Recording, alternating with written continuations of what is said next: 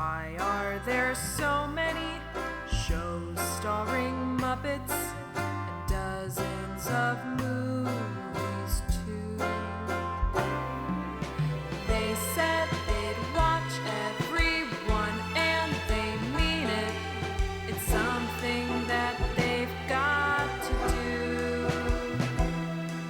So now they've pledged you a lifelong commitment. The Muppets, Matthew and Sam.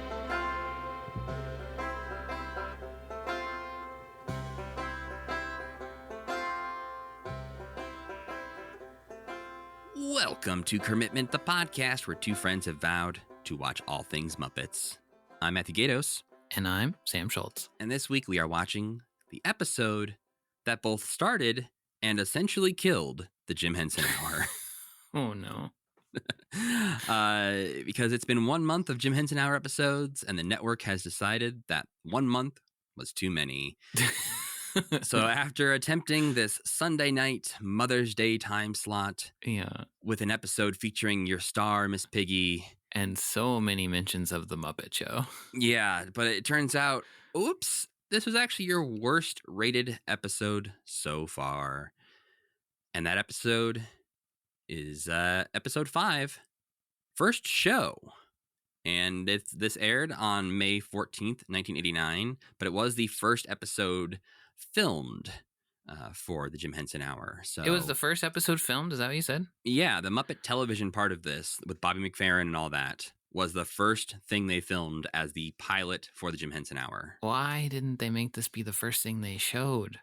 What a great question. I think it seemed like maybe as they got closer and were trying to decide what was going to air when, they started moving things around a bit.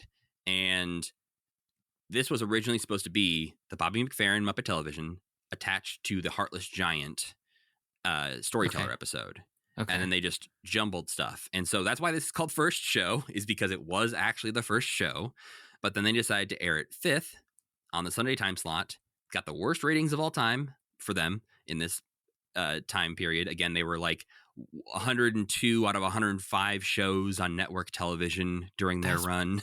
Bonkers. Yeah, this was, I will say, like, this was sort of a golden era of television in a lot of ways. Okay. Not that I'm saying that they deserved to be the bottom, but when you look at 1988, 1989 sort of TV ratings in general, I couldn't find a good document that showed Jim Henson Hour and where it placed amongst what other shows. Mm-hmm. But I found a sheet that included, like 100 shows. And I think maybe Jim Henson Hour didn't even break into this list because it was on for so little time. Mm-hmm. But the top 10 were Roseanne, The Cosby Show, Cheers, A Different World, America's Funniest Home Videos, Golden Girls, 60 Minutes, The Wonder Years, Empty Nest, and Chicken Soup. Okay, one of those things. Not like I don't know what that one is. But you also had, here in the top 30, here are just some other shows that were also on at the time. Hell, I'll say in the top 50, I'm not going to name all of them, don't worry. But here are just some shows that broke into the top 50 in ratings. Married with Children, Perfect Strangers, Newhart, Alf, Family Matters, The Simpsons, Doogie Howser, Murphy Brown, Growing Pains, Full House, Coach, Matlock, In the Heat of the Night, Unsolved Mysteries, L.A. Law, Murder, She Wrote. Like, damn. There's some heavy hitters to compete with back in 1989. Rough. That's rough. And like you look towards the bottom of this list, and it's more like the Tracy Ullman Show, Gary Shandling Show. It's a lot of Fox shows. Cult classics. Yeah, well, and Fox was new. Not as many people were watching Fox. Like, you had to really break out. So I think the problem here is looking at, again, this list of 100 listings or whatever. Mm-hmm. The lowest rated NBC thing on here is like The Magical World of Disney, which is like 71st.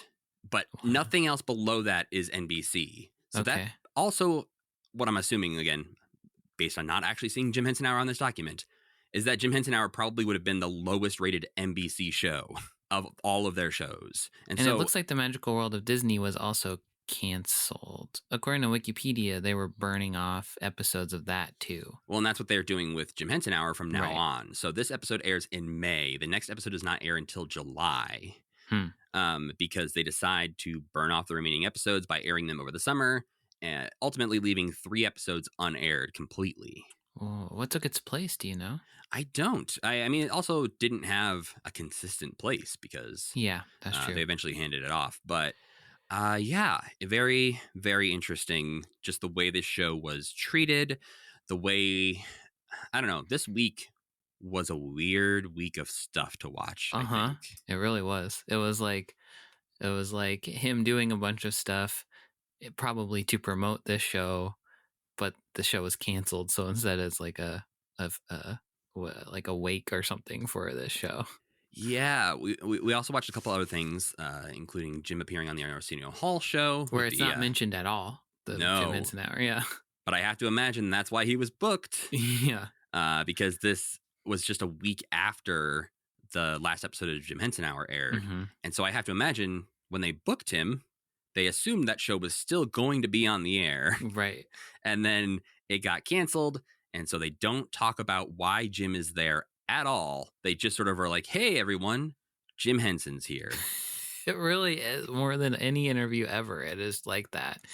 And there's no questions to ask him. There's like, so you're Jim Henson? What's that like? But it is where we get the famous Rolf yelling, hey, son of a bitch. Yeah. Which everyone loves. And I thought was based maybe on something previously, like from the Arsenio Hall show. Like maybe he said son of a bitch a lot or something. Yeah.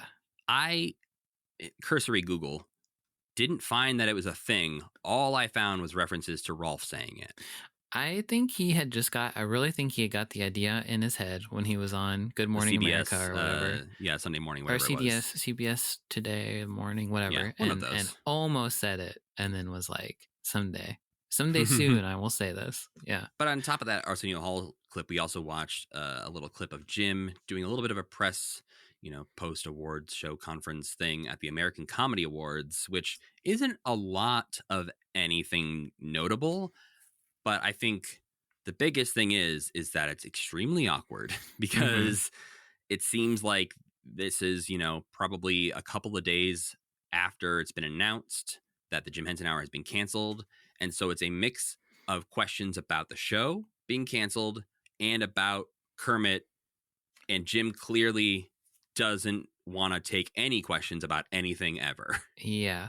They're all like puff questions. And it seems like the guy who asked about the show maybe doesn't know that the show was canceled.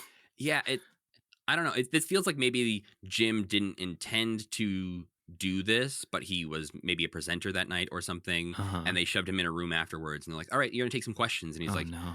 I don't do that, really. No. Yeah.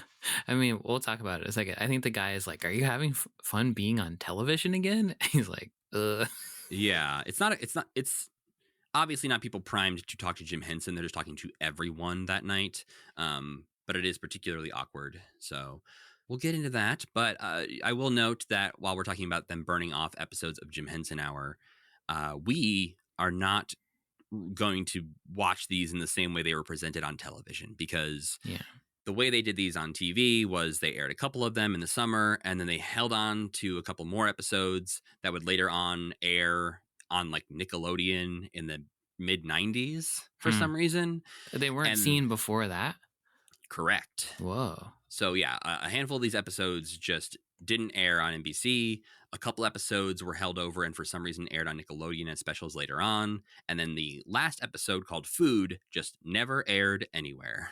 But we are not going to wait until we are into the mid 90s to talk about them. We are going to discuss them as if they continued airing, as planned, one right after another, because they were all made at the same time. So it feels like we should probably watch them, before we talk about Jim's death. And so we are going to watch them one after another. So our schedule will be mostly Jim Henson Hour until February, because we're watching these one at a time, when we will once again encounter another season of Muppet Babies. Oh, no. Yeah, but don't worry, Sam. They also brought their ugly friends, the ghost of Fafner Hall. Oh, no. I'm sick of these ugly puppets that look like people. Yeah, they'll stick around for a bit, because we will have both Muppet Babies and Ghost of Fafner Hall airing at the same time, starting in the fall of 1989. So once we get there, we'll meet some new friends and hang out with some old friends that we don't actually like that much. You know what occurred to me as to not to get into the episode too much yet, but as I was watching this week's episode, it occurred to me that Digit looks like if somebody shot Beaker with a ray that turned him into a human. He like wears the same outfit, kind of. His head's a little bit long. It's like I'm transforming Beaker into a human and is stopped halfway through. Maybe that's like what I don't like about this show in general is Mhm. that it feels like they looked at the Muppets and said, the Muppets aren't cool enough. Yes. How do we make Muppets cooler? Yeah. And like then new this was their Coke. attempt. It's the new Coke of the Muppets, you know. Mm. I think it was in the water in 1989. We got to get cooler. We still got a little bit of corniness going. We got to get rid of it. Yeah. Kermit can stay. That's fine. But Yeah. There is a moment this week where I think they almost did it, though. I think I might know what you're talking about.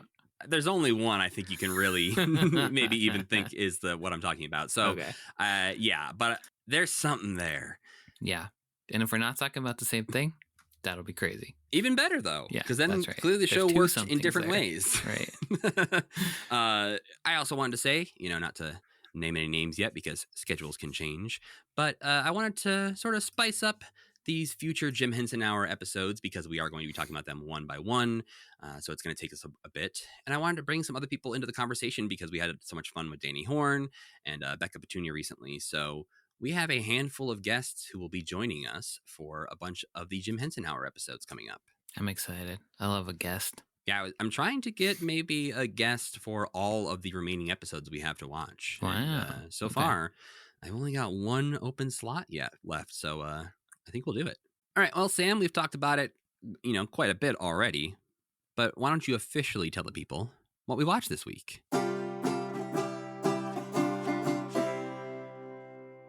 This week we watched the Jim Henson Hour episode, which aired on May 14th, 1989, titled First Show. The Muppet Television segment is devoted mostly to explaining what the hell is going on with Muppet Television and who these crazy characters are, which makes a lot more sense now that I know that this was the first episode made, because Kermit's finally saying, why are we here? And also, they are sure to mention and compare this show to The Muppet Show as much as possible. Kermit explains again that he's getting all of the world's satellite feeds and trying to pick the best ones to show the audience. Partway through the episode, they introduce the idea of these, like this big monitor bank with these live rating graphs and charts on it. And Kermit gets a little obsessed with trying to keep the ratings high with varying success. So they'll show something and then immediately, like, this graph will shoot up and down depending on how much people like what they're seeing. Waldo proposes his new invention, the Response-O-Matic, which will make the perfect TV show based on audience feedback. But when that doesn't help the ratings, Kermit decides to go back to basics by getting their cutest, most popular character, Bean Bunny, to lead them all in a big, rousing musical number. But apparently that didn't help the ratings either because the show, as we said, was canceled like around the same exact time. The second half of the Jim Henson Hour was Miss Piggy's Hollywood. Miss Piggy is our guide to Lipstick City, showing us a day in her glamorous life with the help of Gonzo and Fozzie. In classic Miss Piggy fashion, she has vastly exaggerated her success and spends most of the special desperately trying to find a celebrity to talk to and facing humiliation after humiliation at the hands of George Wendt and Justine Bateman. Miss Piggy has a breakdown outside of Dudley Moore's house and starts to admit that she is a total loser before Dudley comes to the door and is completely starstruck.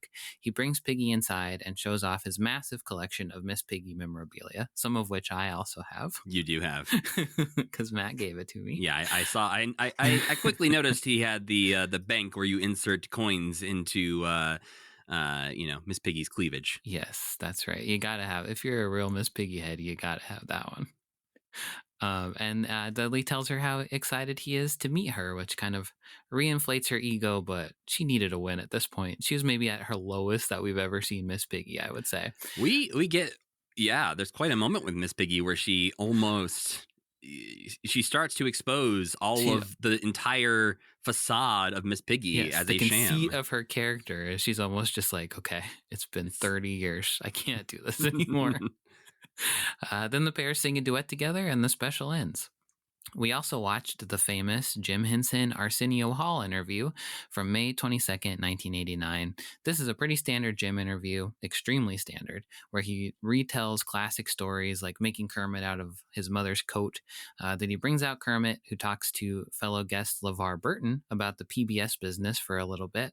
And then he and Arsenio have a like one of the better conversations about he and Miss Piggy's relationship, I would say.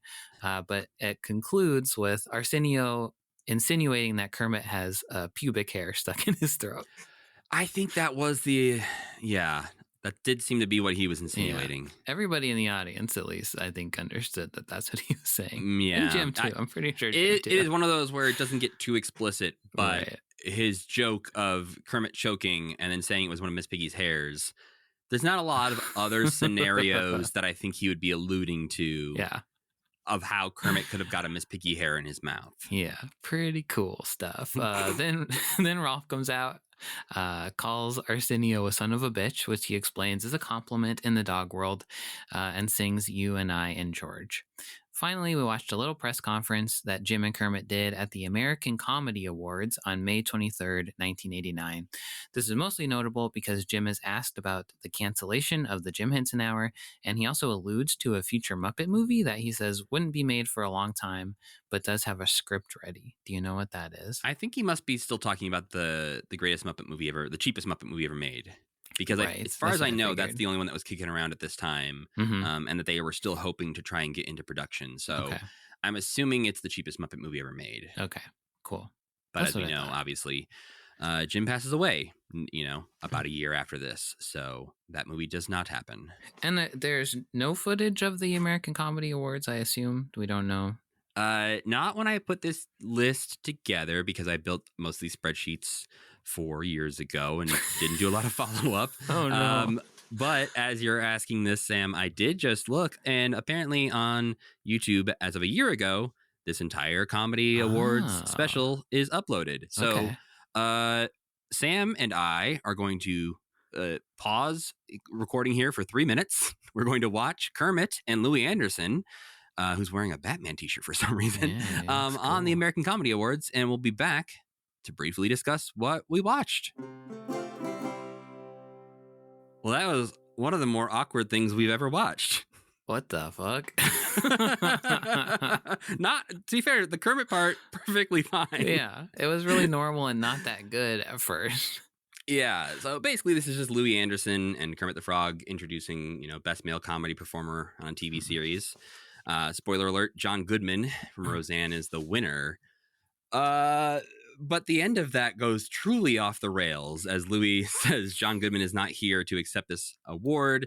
And so, as most award shows do, they're just going to say, hey, I'll accept this for him. And they move on to something else. Mm-hmm. But instead, as the lights turn off and they go to introduce the next person, Sarah Gilbert, who played Darlene on Roseanne, walks up on stage, I guess, to accept the award. Yeah. But no one knew this was happening, I guess. Yeah, it seemed like her plan with the show was that she'd walk up and take the award, but nobody. Yeah. But then Louis says nobody told me about that, Mm-hmm. and then he's like, "Take it away, Kermit," which is pretty funny.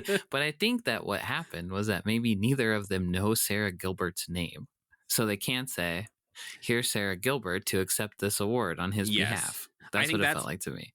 I think that's true. I do also think that because no one brought out an award, so I don't think anyone expected Sarah Gilbert to walk up on stage and take this award. Okay. So I'm wondering if Sarah Gilbert or, the crew of people from Roseanne that she was sitting with were like, you should go accept this for John since he's not here. And didn't tell anyone that they would do that.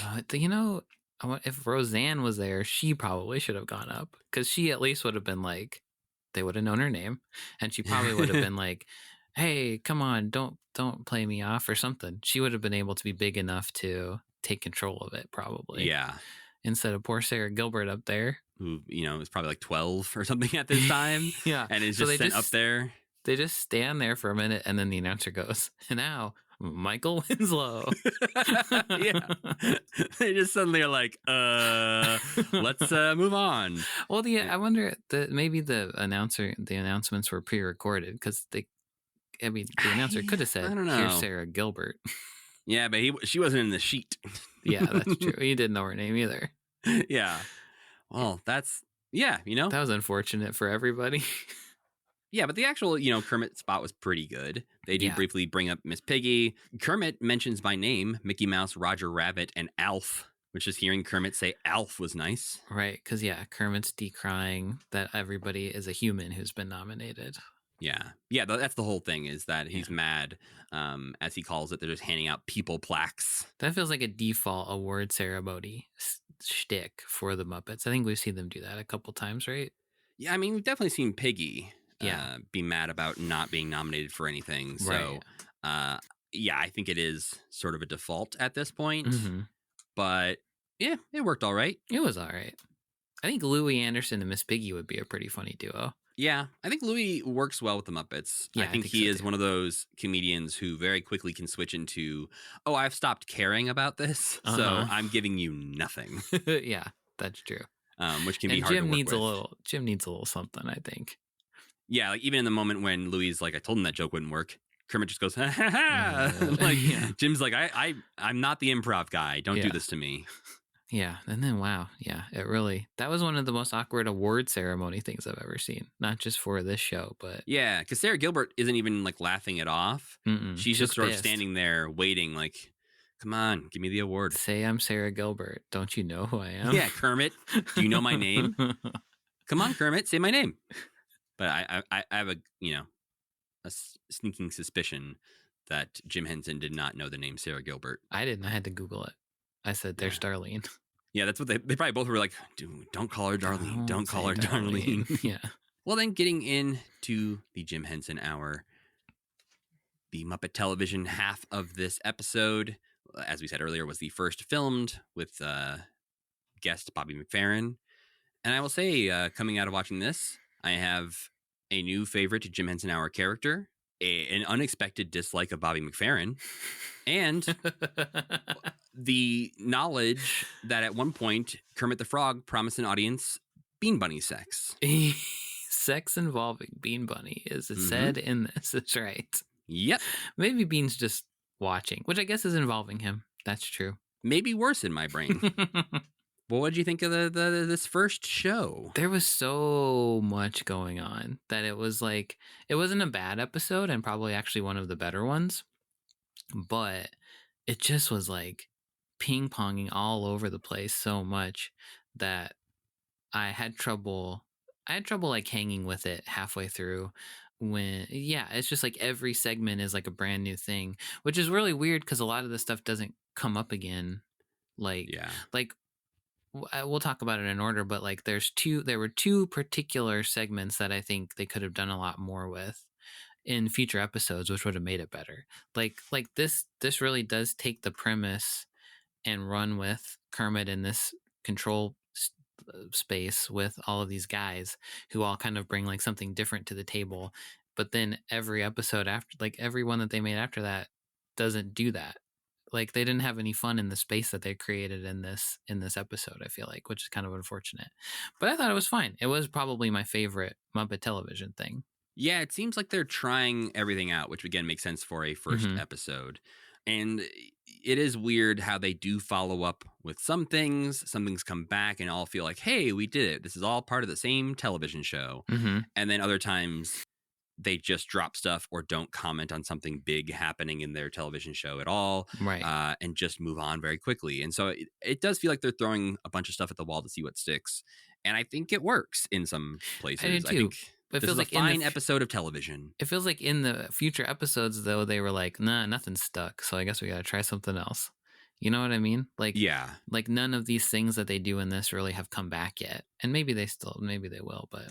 Yeah, and maybe that's like, with the inner tube thing that we watched previously, where that to me, as much as we didn't enjoy it necessarily, had so much more of this TV and how TV works and how, I don't know, the glitch jumping from show to show and ruining things. Like having the TV shows feel like they are separate entities that can be interacted with in some way is an interesting concept. Yeah. That feels like what they're telling you they're doing in the Jim Henson Hour, but then very rarely actually do it. Or when they do it, it's inconsistent so much that you're like, okay, Right. when is this actually a problem, or when can you do something about this? Right. Or you're clearly making all of these television shows. Why didn't you just Yeah. say that you have a TV studio where there's a billion crazy guys running around trying to make TV shows and get your ratings up? Yeah, very odd. And for the fact that this one is so much about ratings and television, and it Mhm. ends up being the lowest rated Well, episode it that gets them killed the show. canceled. Yeah. So Jim wanted it to be on Sunday, right? We've talked about that before. Like he was I like, believe let's that was try his this. pitch. It does seem like a Sunday show that fit. Like in my growing up, I feel like Sunday was The Simpsons, but it also could have been like Family Night, Saturday too, I suppose, like TGIF. Like if this had been on TGIF, maybe it would have done. I guess that's Friday. Yeah. Then it would have done better. Maybe it just feels like a weekend show where the family is gathered around the TV. They don't know what to do with their kids. They don't have to go to school. So yeah. Yeah, I think he really did picture it as that like wonderful world of Disney, magical Mhm. world of Disney thing for Sunday Mhm. nights, where you are just tuning in and trusting that they are going to show you something interesting. Yeah, right. Whether that's a short film, whether it's a made for TV movie, whatever it is. And he had a lot of faith in that idea. Mhm. And we've talked, before about how it didn't necessarily come to fruition as the idea that he pitched. There was a lot of changes from the network. A lot of people confused at what Jim actually wanted in the writer's room. So I think this just becomes a little bit of a mess that I don't know. Having now watched 5 of these, Mhm. I don't know that I feel like I would have faith that they would figure it out. I think this episode should have been the first episode. I think I would have watched the second episode if this episode had been the first episode. Yeah, this one does feel like, obviously purposefully, more like a pilot. Mhm. And the way they're introducing concepts feels natural. I think it also works as sort of a mid-season reminder of how this show is supposed to Yeah, work. right. I don't know. It's such a weird show. It It just is. feels wrong in ways where I'm Yeah. like, I appreciate the effort. I enjoy some of the bits, but overall, I think you said like you start to get lost a little bit. You're not really sure why things are happening. And then the fact that you're still only halfway through the whole episode is like, okay, I guess I'll stick around for the second half and see if it's better. Yeah, there's too many guys that look too many different ways, and they're just jumping around too many ideas. Well, the episode opens with one of those new guys. It's Leon, who's coming for the throne, trying to take over as host of this show, promising a car chase of the week and a very small swimsuit show. All right. Yeah, much like Gonzo, Sam is very into this idea. Yeah. Yeah, it's so weird that Gonzo and him are paired up with each other. Like it's a very early version of the idea of Gonzo being paired up with Rizzo, I guess. I But guess, but this episode in general, between the Miss Piggy half and this half, I feel like promises a lot more Gonzo in this show than what we actually get. This is some strong Gonzo material too, I think. Absolutely. Like everything that I said about the Muppet television part, I think the Miss Piggy thing fits in with the best of the Muppet stuff. Maybe not the best, but it is very good. Yeah, I think my biggest takeaway from the Miss Piggy half is, wow, Miss Piggy could have really carried a television show on her own. Absolutely. She In should a way have that maybe Kermit just maybe cannot. They should have maybe just put all the Muppets we know on Muppet television, and that could have been a lot better. What if, hear me out. They just gave us the things we liked. The guys we liked are on this show. But when after that part where he's talking about tiny bikini contests and stuff, I was like, that should have just been Rizzo, right? Mhm. Like if that had been Rizzo, that part would have been more fun. I think people would have. Leon is just off. He's off-putting. These new guys are all off-putting. They haven't found the Rizzo yet. They haven't, unlocked the capability there. But I think this role definitely would be a Rizzo in the future. Yeah, for sure. Either a Rizzo or a Pepe, depending on the era. But I can see Rizzo talking about tiny bikinis for sure. Oh, yeah. And doing it in like a sneaky way where he's trying to get something around Kermit. Like that makes total sense to me. Well, Jim wanders down his CGI stairs to let us know that it's Mother's Day. And this is a very special Sunday night edition of the show. I thought that was interesting. They must have gone back and reshot that or something, huh? Yeah, there's a whole list on Muppet Wiki of all of the adjustments that have been made to this episode between filming and airing, and even in subsequent airings for other like international places that don't have Mother's Day on the same day. So there are a few different versions of this episode essentially out there in the world, and they obviously had to reshoot this beginning because this was, planned to be the first episode of the show, which would not have aired on Mother's Day. Knowing how annoying it is to reshoot stuff for small YouTube productions, like not small necessarily, but it's way easier to set up a camera and lights now than it was back then. This must have been so stressful. Yeah, getting NBC to agree to let you reshoot the opening of your show just so you can say it's Mother's Day. Yeah, get that lion puppet reset up, get your lights all set up again, get your camera. Yeah, it must have been tough. But Jim, because this is the first episode in his mind, introduces us to the idea of Muppet Central, the television control room run by Kermit, where, again, they reiterate that Kermit has just about every satellite feed on Earth available to him. Yeah. Don't ask any questions about that. No. Kermit can see you pooping, but don't worry about that. But also, is Kermit just like the most illustrious television pirate of all time? Why is he allowed to do this? Or is Jim just the richest man in the world who owns access to every satellite feed? Yeah, kind of an Elon Musk figure. Mm-hmm. Yeah, everyone always is making the comparisons there between Jim Henson and Elon Musk. But throughout the episode, Digit is short-circuiting, but not in an interesting way. I thought it was vaguely interesting when he had his yes and no's mixed up. I thought that was all right. I think it's like a lot of things in this show where the concept is funny. Yeah. The initial run on it is funny, but the fact that it goes nowhere and instead just continues to happen until it stops is sort of how a lot of, I think, jokes in this version of Muppets goes, because I just feel like there's a lot of setups with no punchline.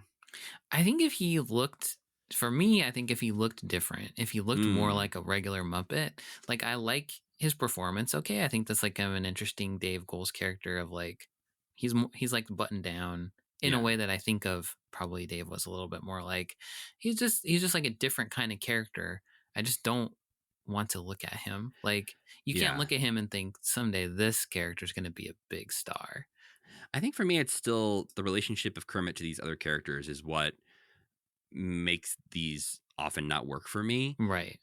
It's because Digit having this problem doesn't really cause any problems. Yes, that's true.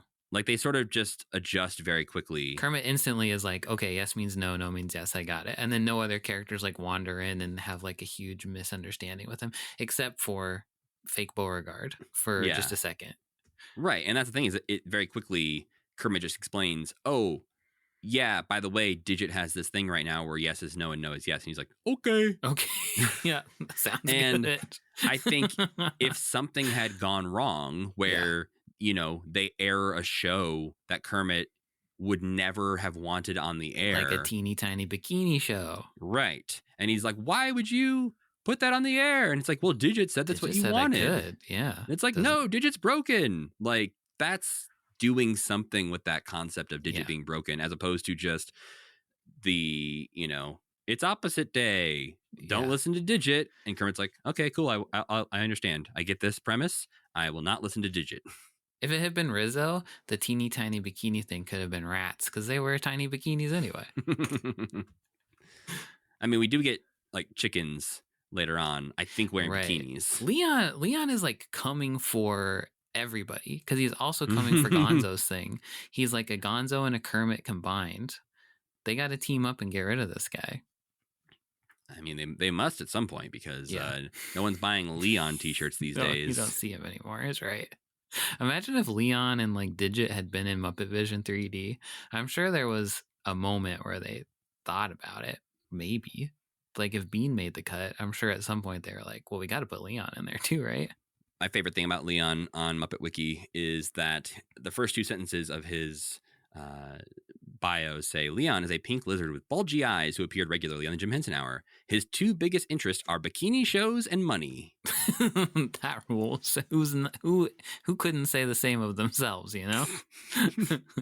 But do we think the bikini show comes up again? Or is this just Muppet Wiki saying, we don't know much about this guy, but one thing we do know is he really wanted to have that bikini show. I don't know if it's fair to say that that's one of his biggest interests. Yeah. Yeah, just because it's one of the few things you've heard him say out loud doesn't mean it's one of his biggest interests. It's like if you walked past a guy who was like ordering a ham sandwich at a restaurant, Oh, and you were hey, like, everybody, this this guy, guy Sam- fucking look at loves Mr. Ham sandwiches. Sandwich over here. Yeah.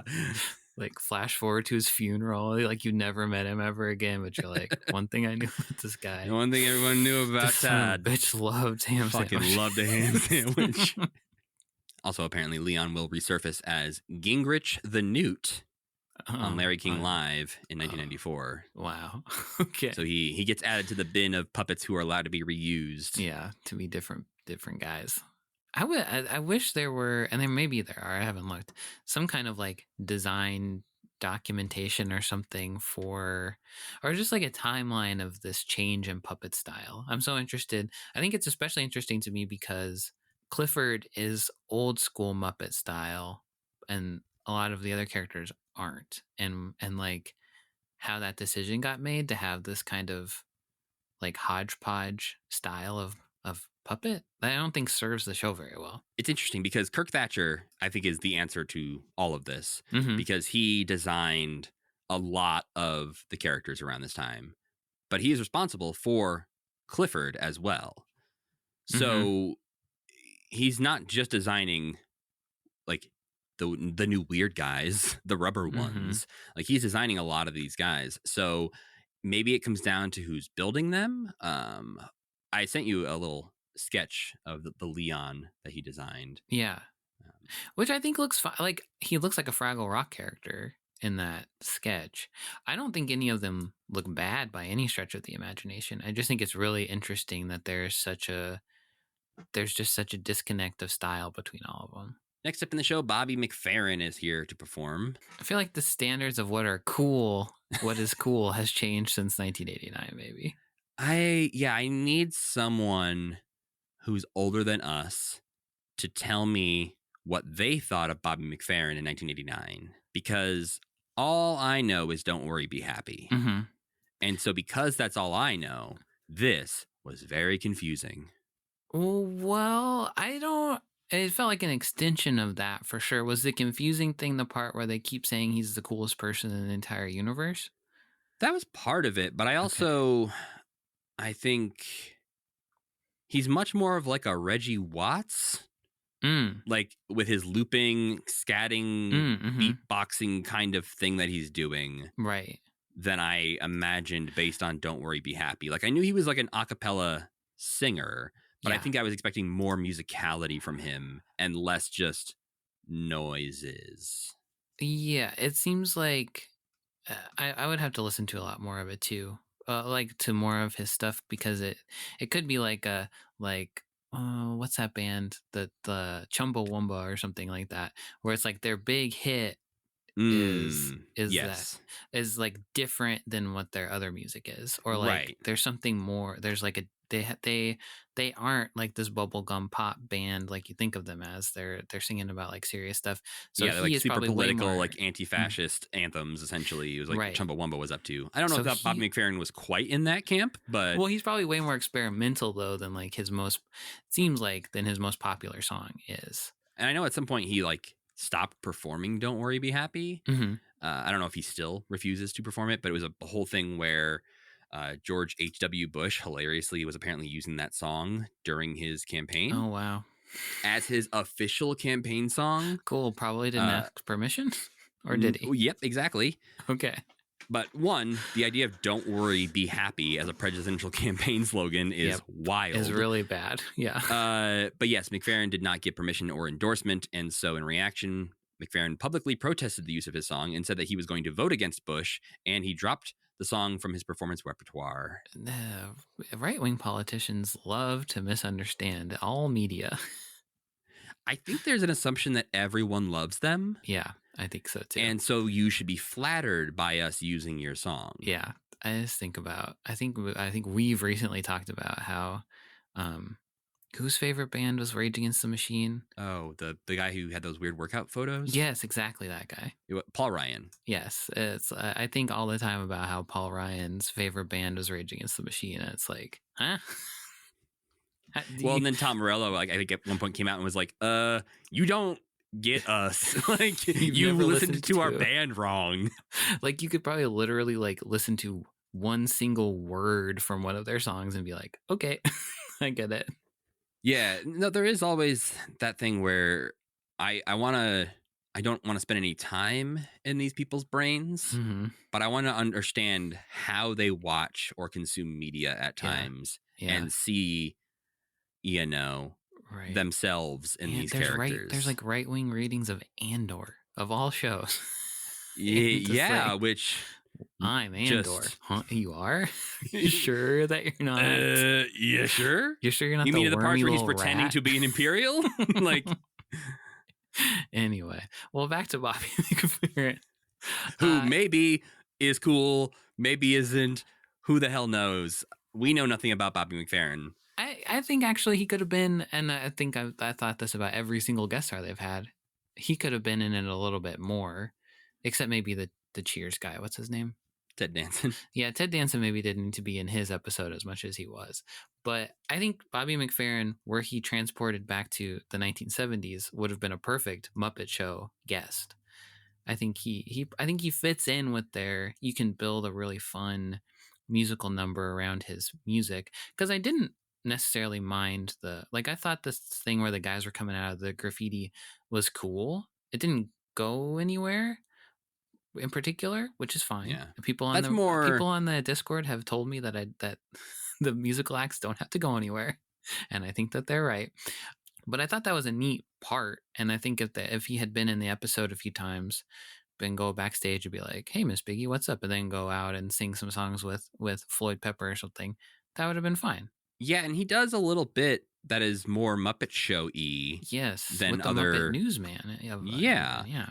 But even that, just kind of, I feel like my patience for Bobby McFerrin, based on this episode alone, is about 7 seconds. Okay. I mean, I can understand why you're saying that.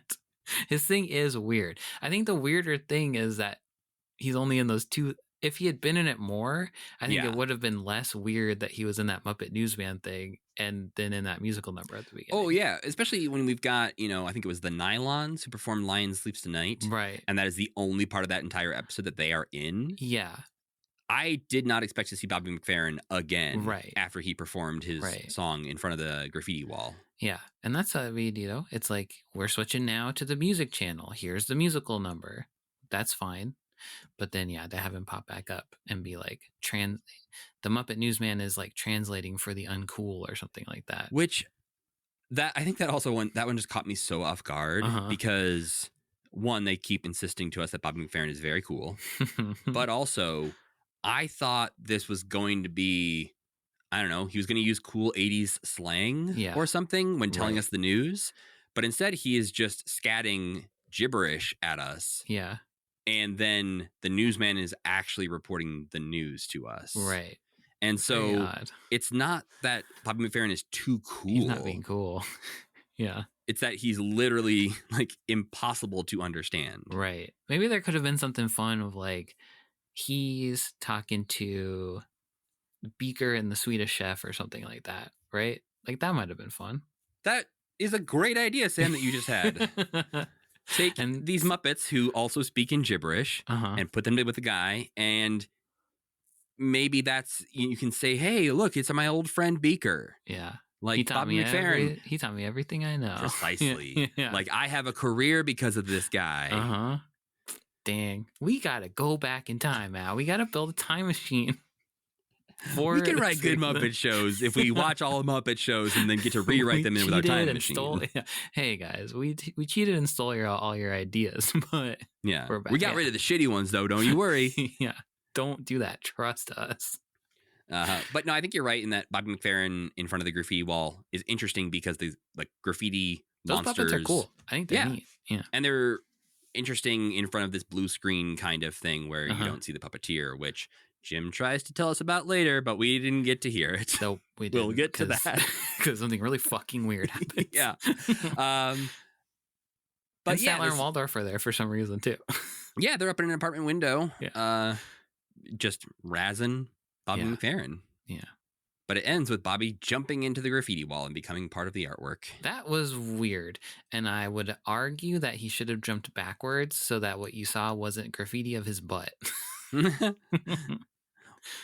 Next up, guess who's interesting now? Vicky. Vicky kind of is turning a corner for me, I'd say. But the fact that we know this was filmed first and they continued to make her less interesting as the show went on is a bummer. I think that's what I was trying to express at the beginning, was that there's some interesting stuff that happens here that I know doesn't pan out. So it's hard. It's like when you're watching a TV show and you're rewatching it and you're like, this character's going to die in a really stupid way, so I can't get emotionally invested in them or something.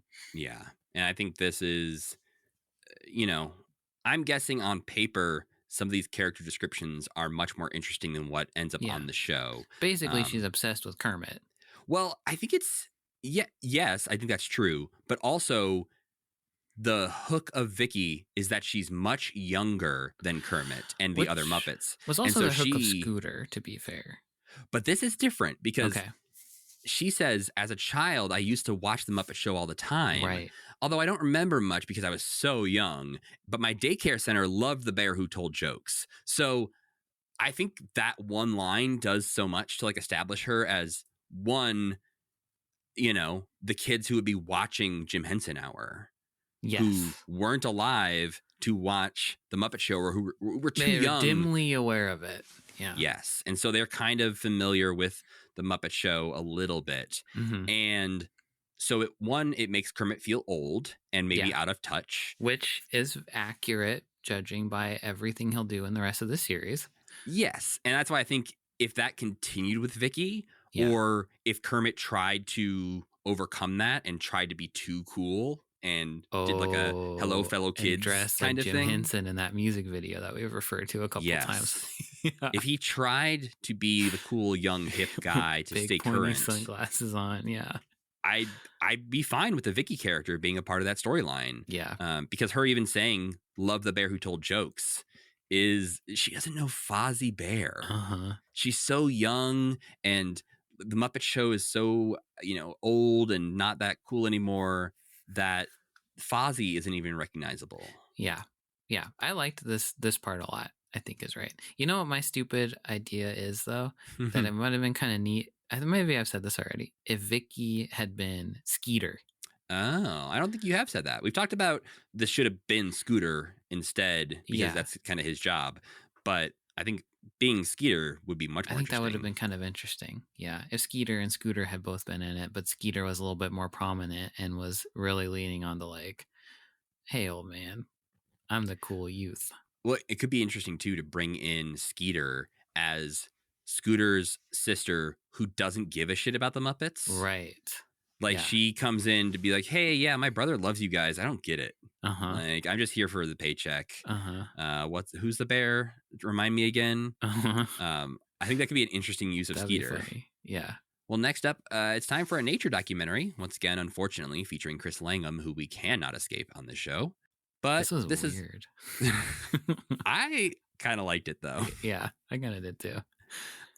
For one, the actual content itself, but also what happens afterwards. Because in the nature documentary, we see butterflies who start to have a dogfight, blowing each other out of the sky. So they're just shooting machine guns. They don't have guns mounted to them. They just are guns or something. They just have guns somewhere that are maybe too small for us to see.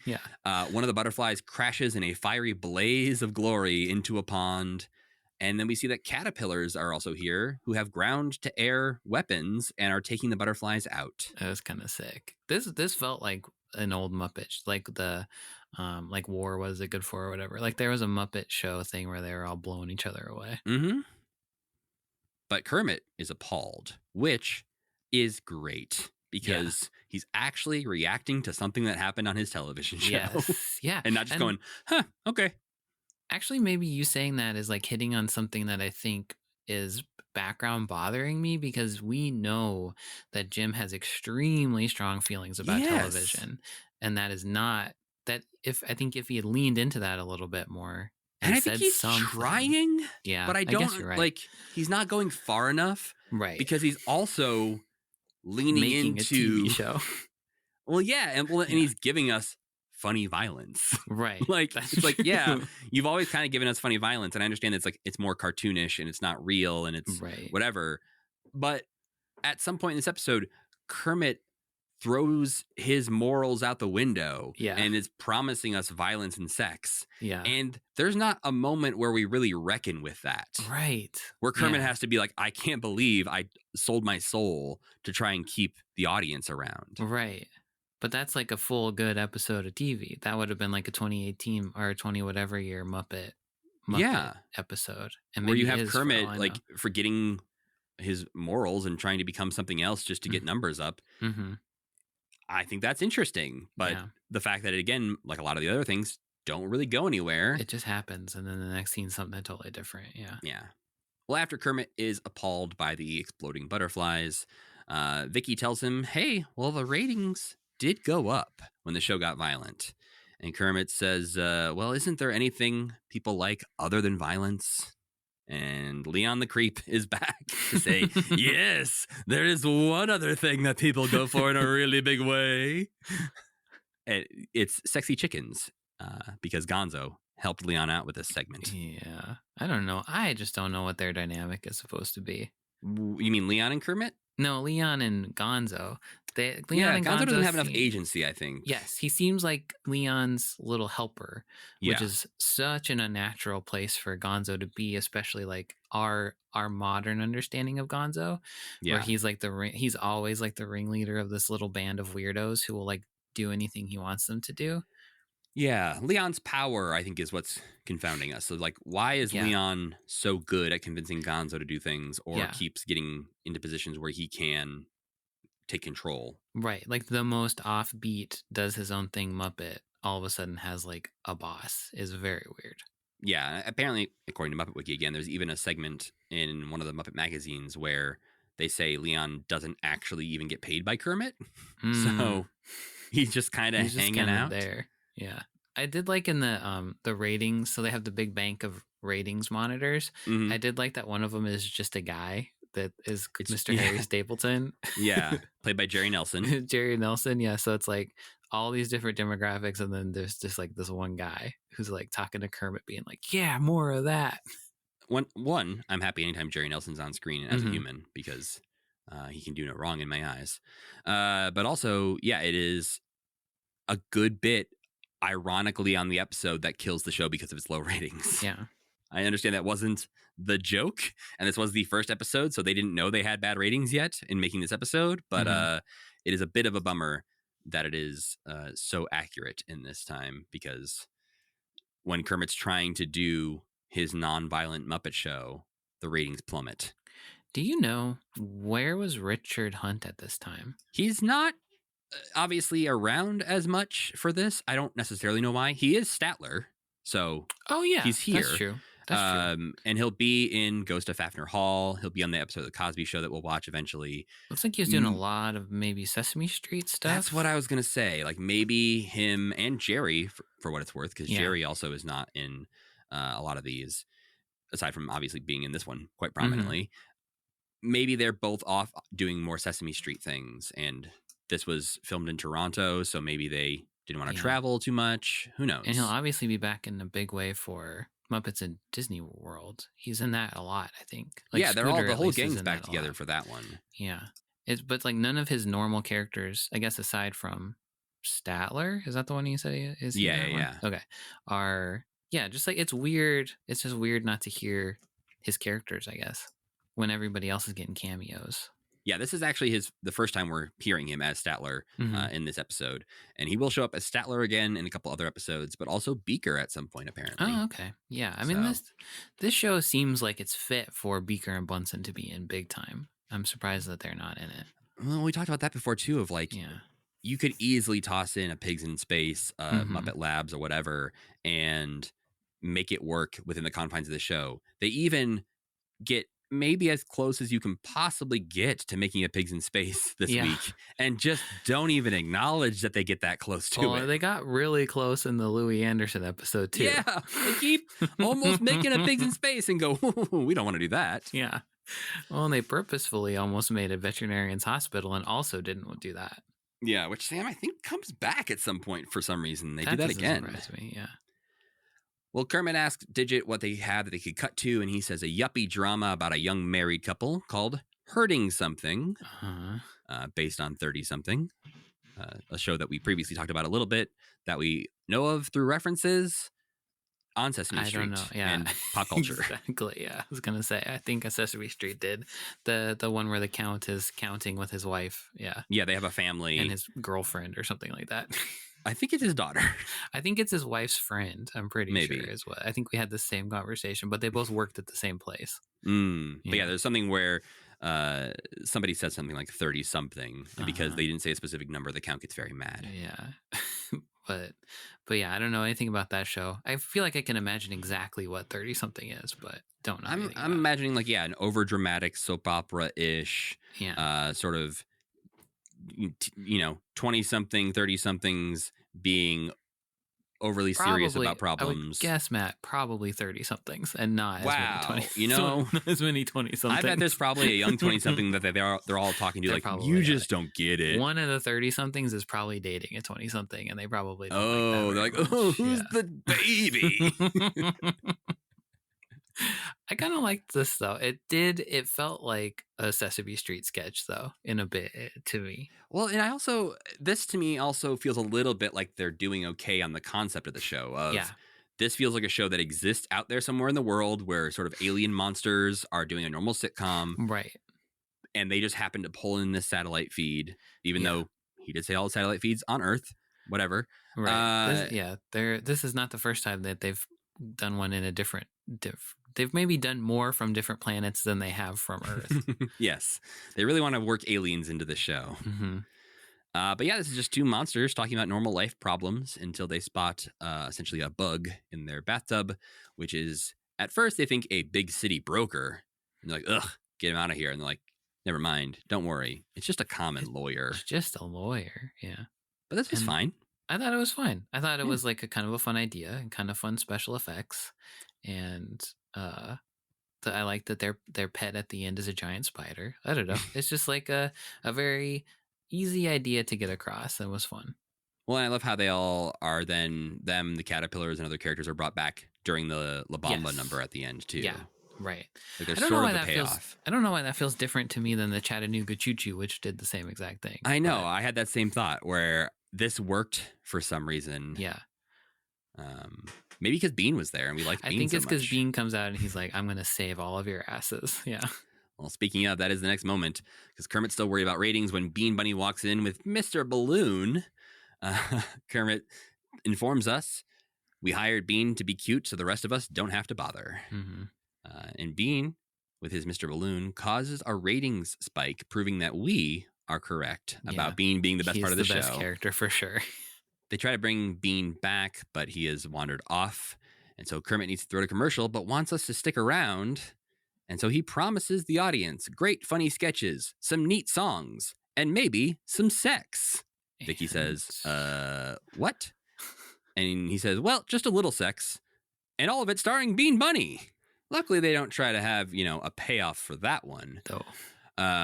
But just having Kermit the Frog say maybe some sex and then, well, just a little sex it's not so jarring that my tarnished childhood or whatever. Nah. But he's so careful when he's on talk shows, specifically even in this one. On in Arsinio Hall. He says he doesn't even have sex, basically. Yes. He it basically cancels out the idea that he would even talk about sex or think about it. And I don't know. It didn't feel to me like, Jim, how could you? It just felt like, Jim, interesting. You did that. We've also seen horny 70s Kermit. Back in the day, he was like hitting on every lady that came his way, That is very true. Maybe he just went he had a reckoning with himself where he was like, I gotta stop doing this. I have a problem. Man, I know this is like the antithesis of what anyone else would possibly want in the Muppet world. Okay. But just a super dramatic Don Draper Kermit the Frog show where Kermit is leading this life of trying to be successful, sometimes skeezy, sometimes giving in to things he doesn't want to give into because he knows it'll make money or provide for his family. And you want I just want to see slightly less disgusting Meet the Feebles. Oh yes, well, take all the disgusting part out of it. I just want to see Kermit in a drama. I think is what I want, and it can be one episode of a television show. Like if we want to do an actual anthology series where every week is like a different genre, I think we've talked about that idea before. Yeah. Just throwing Kermit into like an AMC anti-hero drama show. Yeah. It's Give like me that episode of The West Wing where it's kind of unclear if the Sesame Street Muppets are real or not. Yeah. Except Kermit, like Don goes to set and the Muppets are there, and it's also ambiguous as to whether or not they are real. If anyone hasn't seen that West Wing episode, what Sam just said does sound crazy, but it's kind of exactly what happens where like they talk to the Muppets like they're real, which obviously we've talked about many times. Actors often say it's so much easier to talk to the puppets because you believe they're real. But that's not what happens in this show. You don't ever see the puppeteers. Yeah, and they maybe do, but they don't know that they refer to their being puppeteers at all. No, when they're talking, like Elmo's having a conversation with the First Lady, he's cracking jokes and stuff that clearly aren't going to be on Sesame Street. Right. Like it's the puppeteer joking with the First Lady. But Elmo and the First Lady are the ones having the conversation. Kevin Clash doesn't stand up and say, hey, sorry about that. Sorry about that. But then there's a moment where Big Bird is just walking down the hallway and sees CJ Craig and sits down beside her. And they have a little heart to heart, or like CJ pours her heart out or something like that. A little bit. And Big Bird's not like, hey, my name's Carol. Nice to meet you. I'm on my smoke break. Yeah. You see a puff of smoke come out of Big Bird's mouth. Well, after the commercial, Kermit can't find Bean Bunny still, which is where Muppet Vision maybe got the idea. Yeah, Bean Bunny's always disappearing, it seems like. But nothing interesting happens because he didn't hurt Bean's feelings or anything like that. No, and I think Bean is just maybe gone for the rest of the episode and never comes back. Oh, he does? No, he shows up for the thing at the end. Yeah. He's just like in a different room and Kermit flips out, basically. Yeah, Bean Bunny just comes back at the end for La Bamba, and I guess everything's fine. But the ratings are saved temporarily when Miss Piggy calls in. It is kind of funny that, like you said, they are accurately predicting the parts of this stuff that people will actually like, but not doing any of it except for like as a joke. Yeah. Like, you like this, right? Yes, we do like Miss Piggy. Yeah, this week made me sad a little bit. It did. Me too. I wrote partway in the Miss Piggy thing. I wrote some stuff about how it was making me very sad. Yeah, like that weirdly made me sad. Jim's interview makes me sad, which we'll get to. But I think, I don't know, this era of Jim and the Muppets, I'm starting to feel maybe what people who were alive and watching Jim and the Muppets at this time were feeling a little bit of, maybe the Muppets don't have it anymore. It kind of crosses that line from they're lovable losers. They're lovable losers in a lot of the stuff that they make, except they're like the biggest stars in the world. But now it's crossed the line to they're lovable losers and actually also they're really losers now. So when you make shows where you're a lovable loser and you're actually a loser, it's like not as charming. It's kind of like, oh, I can't think about that too much because the show actually did just get canceled and Miss Piggy actually is not doing well in Hollywood, and that's sad.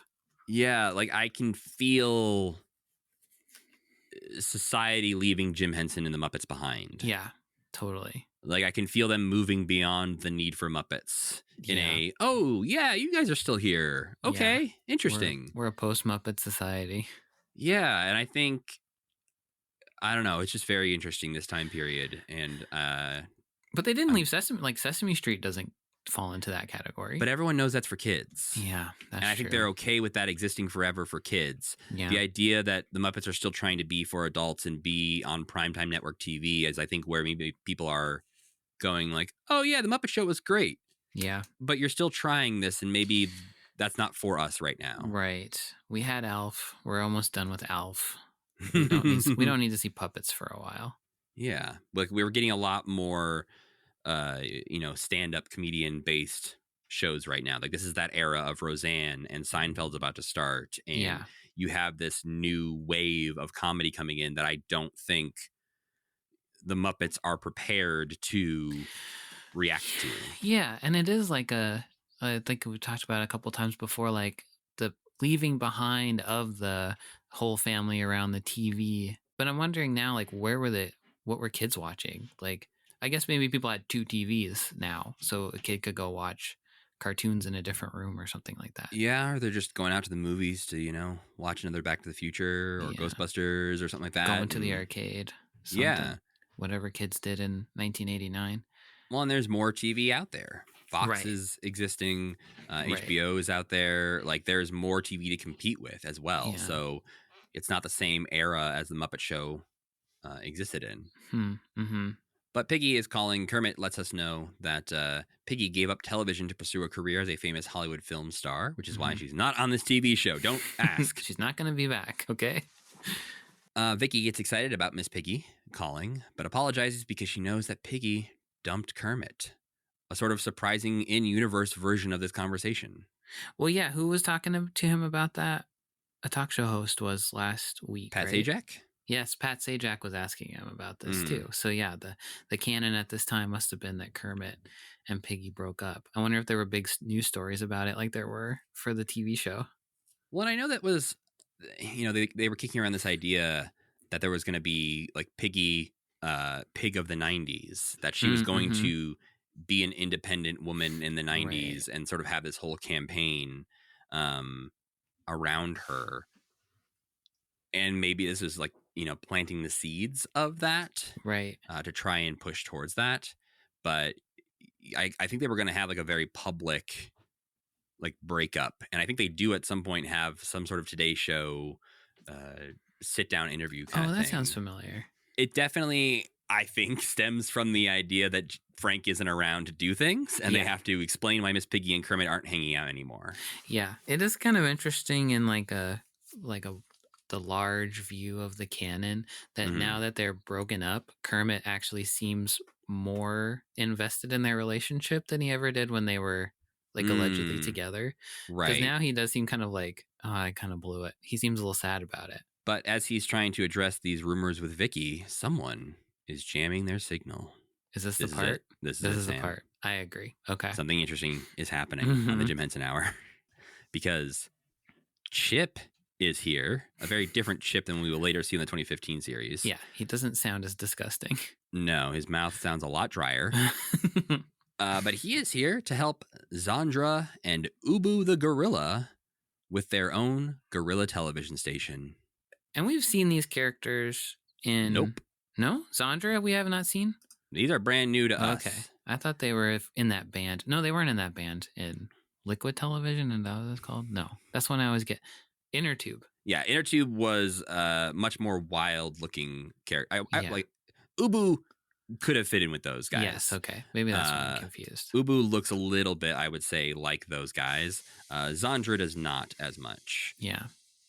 But yeah, this trio of punk Muppets come out of nowhere.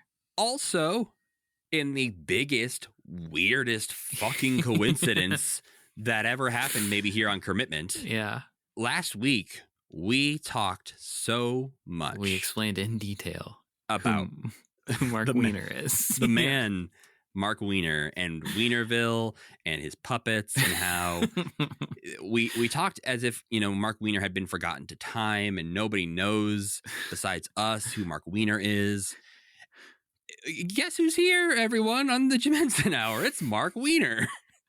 And you know what? He conducts himself like a pro, I would say. I love He's also Mark here with Wiener. Rocco, a character that we definitely also talked about last week. Yeah, you were like, this disgusting little guy he's got, and it was him.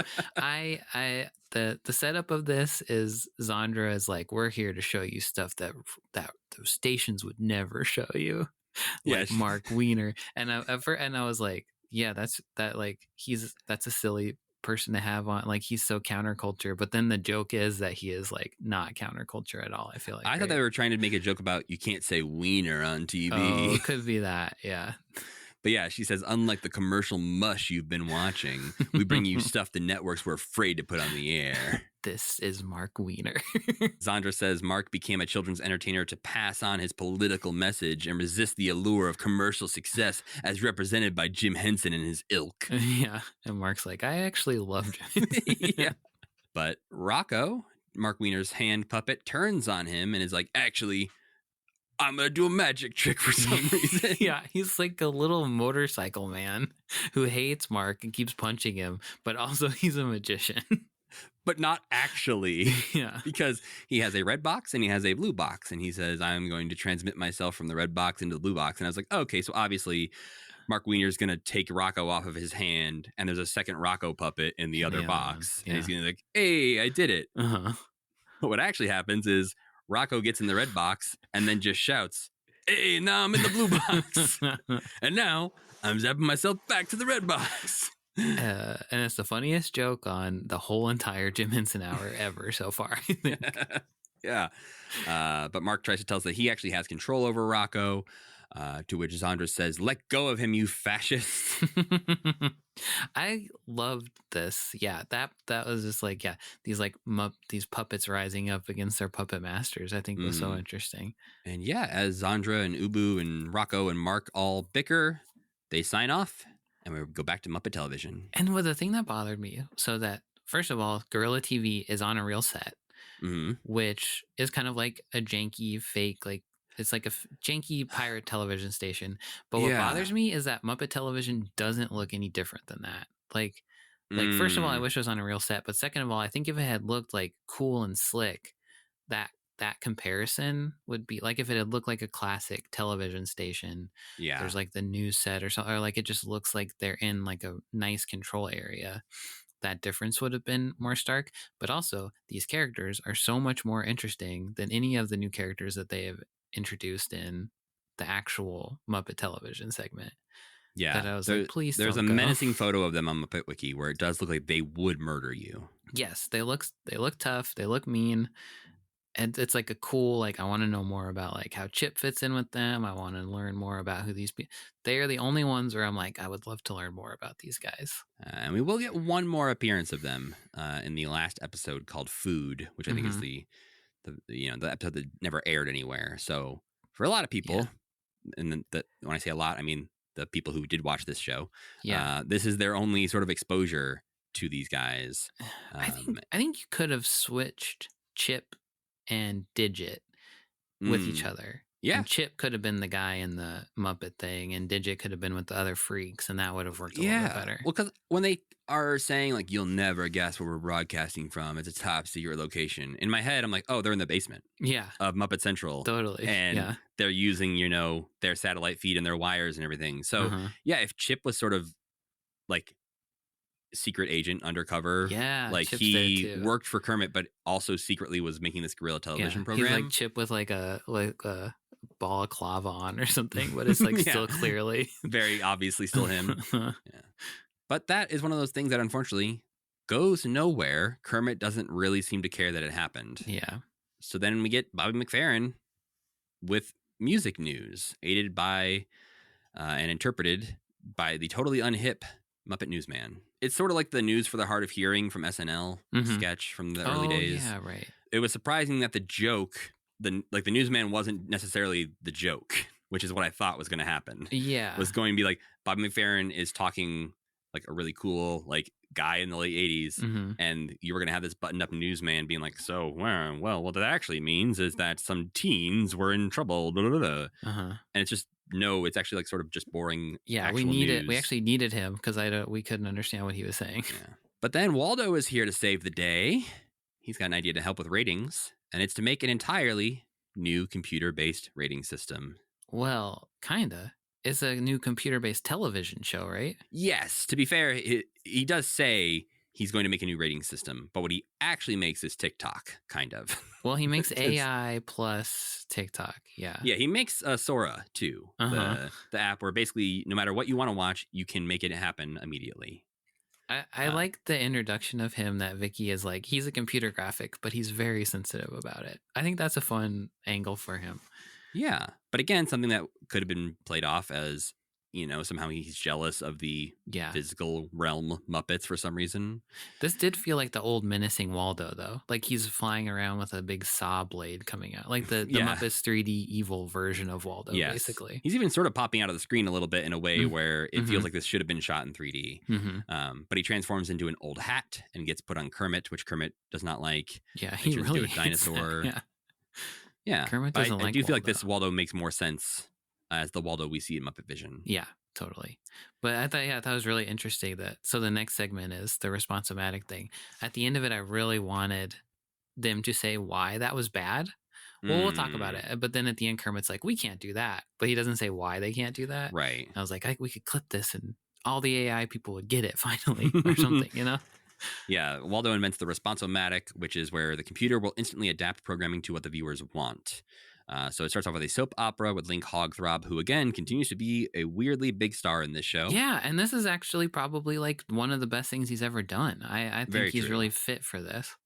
But it also is again confusing in the world of the man who is in this show doesn't necessarily seem to be Link Hogthrob. Right. He seems to be the character from the soap opera who is tossed into a game show and other things and is Oh, that's confused by true. that. He's Yeah, not an that's true. actor Right. He's playing some the kind role. of digital impression of Link Hogthrob from something he had filmed before or something like that. Yeah. But I do like the lines in the soap opera scene. The woman says, "Once your sister realizes you weren't the one who sabotaged the brakes on your mother's wheelchair, I'm sure she'll forgive you." And Link yells out, "If only I hadn't left her on top of that hill." Yeah, maybe Link is a man for the 80s. Maybe this is like, I don't know. This is where he fits in. Yeah. But viewers are not keen on soap operas, so it turns into a game show mid-show where Gonzo appears as the second contestant.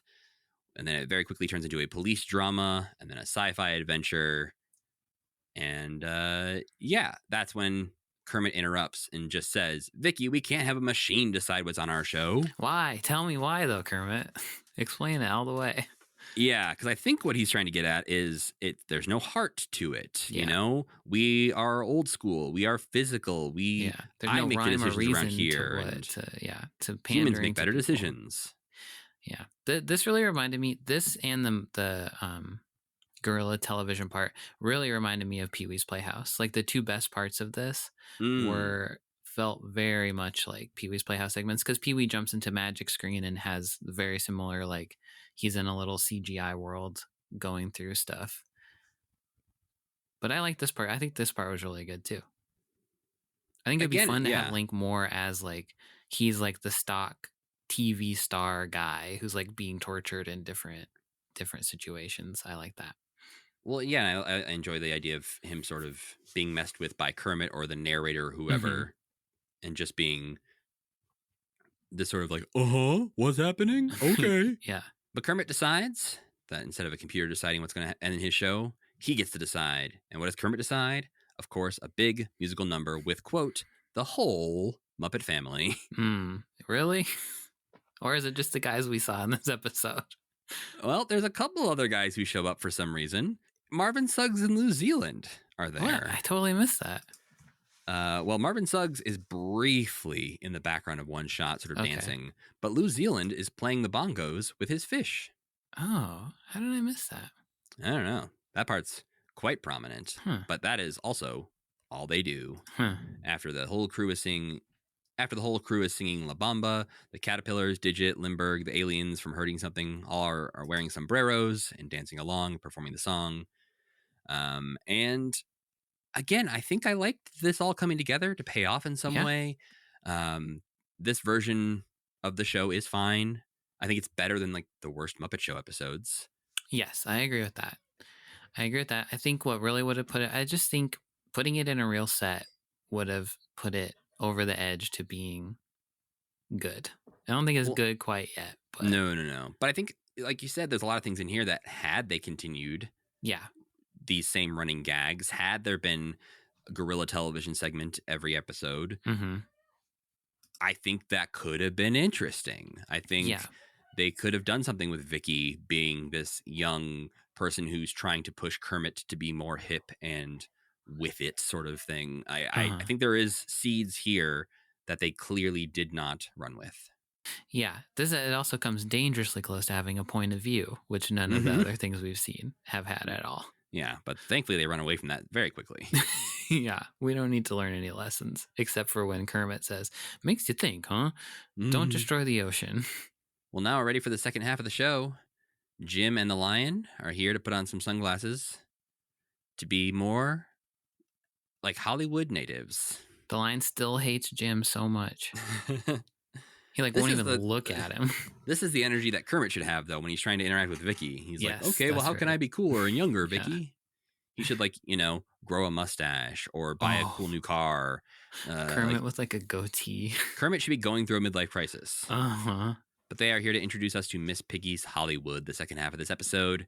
A Miss Piggy production, a Miss Piggy concept starring Miss Piggy with brand new hair. She's got bangs. She's got like a little bob. She's got big Jennifer Aniston vibes in this, I would say. It's very interesting. I think this is I'll be curious to hear why you said it made you sad, but I think overall this just feels kind of like Piggy to me. This feels like something they've sort of done before, but just some new shine on it. You could do this for like, you could make the same thing but have different celebrities on it, and it would be slightly different every time. Like, yeah, because it's kind of what the Fabulous Miss Piggy show was. Yeah, totally. Where it is this thing where Piggy's trying to act like a bigger star than she is. Kermit's trying to help make her dreams happen, and things just fall apart. Yeah.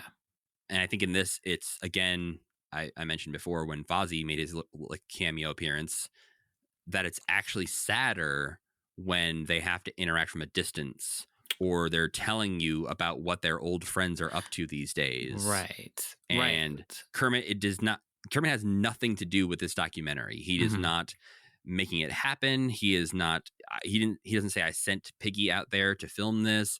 This is just a thing that happened to work out, that they are going to be on the same episode of television. Yeah. And I think that is like an aspect of what made me sad about it. Because like the Miss Piggy show is like Miss Piggy has a big budget and she's made this special for you.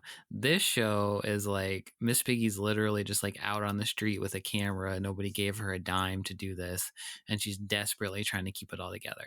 And when things go wrong on the Fabulous Miss Piggy show, it is not because she is a loser. It's just because like somebody made her mad, or like somebody is not doing exactly what she wants. But in this, it is, she's got nothing going on. She's got no traction. It's just her and Gonzo, of all people, trying desperately to put something together out of nothing, which kind of felt like the special maybe behind the scenes was a little bit like that too. Like they don't have sets or anything like that. They're just kind of walking around Hollywood filming cute little segments. And I enjoy the pairing. Like, I think that Gonzo and Piggy are a good pairing, especially because this, Gonzo either really likes when things go poorly or doesn't understand that he's not supposed to mention that things are going poorly. He's just optimistic. But overall, I think I'm sure at the time people didn't feel this way, but for me, it's just very clear how separate Frank's world is. Yes. Yeah. And that this was a favor it felt like he was doing. Yeah. That is exactly how I felt too. Like, he probably likes doing it, but has made it very clear to Jim, like, I will do like one thing for you every year. I wonder how much Gonzo and Miss Piggy being paired, if at all, was influenced by Muppet Babies. Because this is like a Scooter role generally. I mean, I feel like very little. I feel like it was more determined by Dave and Frank's schedules. Like who could fly to California. Yeah. Yeah. Well, they keep promising us a special report from Fozzie Bear from the Comedy Store, which we do eventually get, but for the most part, it's Fozzie showing up at different locations throughout Los Angeles. Gonzo is here as the associate producer, because, as Piggy says, he was willing to fly to LA as baggage. I like that he prefers to fly as baggage. Gonzo's great in this. I loved Gonzo in this. Well, they get in their car and they take off on a tour. They have a driver that they don't really ever clarify how that happened or who this guy is. If he's like her boyfriend, really, or if I did expect like an ending scene where she was like secretly like paying him like he was a cabbie or something like that. Yeah, like it was very odd that there wasn't more to do with him, but I didn't mind. It was just kind of odd in retrospect. I think really the oddest thing is that he's stands so perfectly still all the time that he's like, he's just like doesn't move or react to anything. Well, yeah, and he also is bad at his one job because he immediately peels out and Piggy falls right on her ass out the back of a convertible. So they stop to say hello to another superstar, but no one answers the door, unfortunately. And when they walk away, we learn it was Bob Hope's house. Kind of sad that we couldn't just see her talk to Bob Hope. Yeah. Then they take us to the Walk of Fame to show us Miss Piggy's star, which Gonzo loves because it's a portable star. Yeah, it's just a fake one she put on the ground. Yes. He's like, oh, poor Bette Midler. She's got a truck all the way down here to see hers. Yeah. He calls her Old Bet. Yeah, Old Bet. Old Bet's got a truck all the way down here. Then Piggy heads over to Rodeo Drive to do some shopping. She heads into the Gucci store where she sees a dress she likes, but finds out it costs $23,000 and does a fantastic job of stammering her way out of having to buy it. That was really good. Yeah, she keeps trying to be like, oh, I do love it, but I wish it was blue. And they're like, oh, well, we have a blue over here. Well, actually, I wear a petite size. I'm like, oh, we can order that for you. It's like, oh, well, I like it in polyester. And they're like, ugh, get out. Frank is so great. That's the real theme of this special, I think, is Frank Oz is good at everything he does. He can do everything with nothing. But don't worry, because we have something. Yeah. We have a celebrity who's shopping in the Gucci store, and it's George Wendt. It's so funny to think of George Wendt at the Gucci store, like getting his arms measured. It's like, well, especially when his character in this is out of touch, doesn't go to Hollywood parties. So the fact that he's shopping at the Gucci store feels a little disconnected from that, but it's still funny. We get to see George Wendt trying on clothes. Gonzo is in his dressing room with him. The little, but to be fair, he's in a fitting room that has little like saloon doors that do not close all the way. No, there's a big slot right where if you had no pants on, like your penis would be. Yep. And it seems to be in the middle of the store as well. So it's not covering your face or your legs. And there's like a 1 or 2 inch gap where you can see right through it. So maybe the worst fitting room in history. Bad job, Gucci. Yeah, you can't afford a better fitting room. The thing about this special is, as we're talking about it, like nothing really happened in it exactly. Like it doesn't have a through line. Every scene is kind of just like, where's the celebrity? There they are for a second. Then something humiliating happens. Or she spends a ton of time at Universal Studios, which is the next part.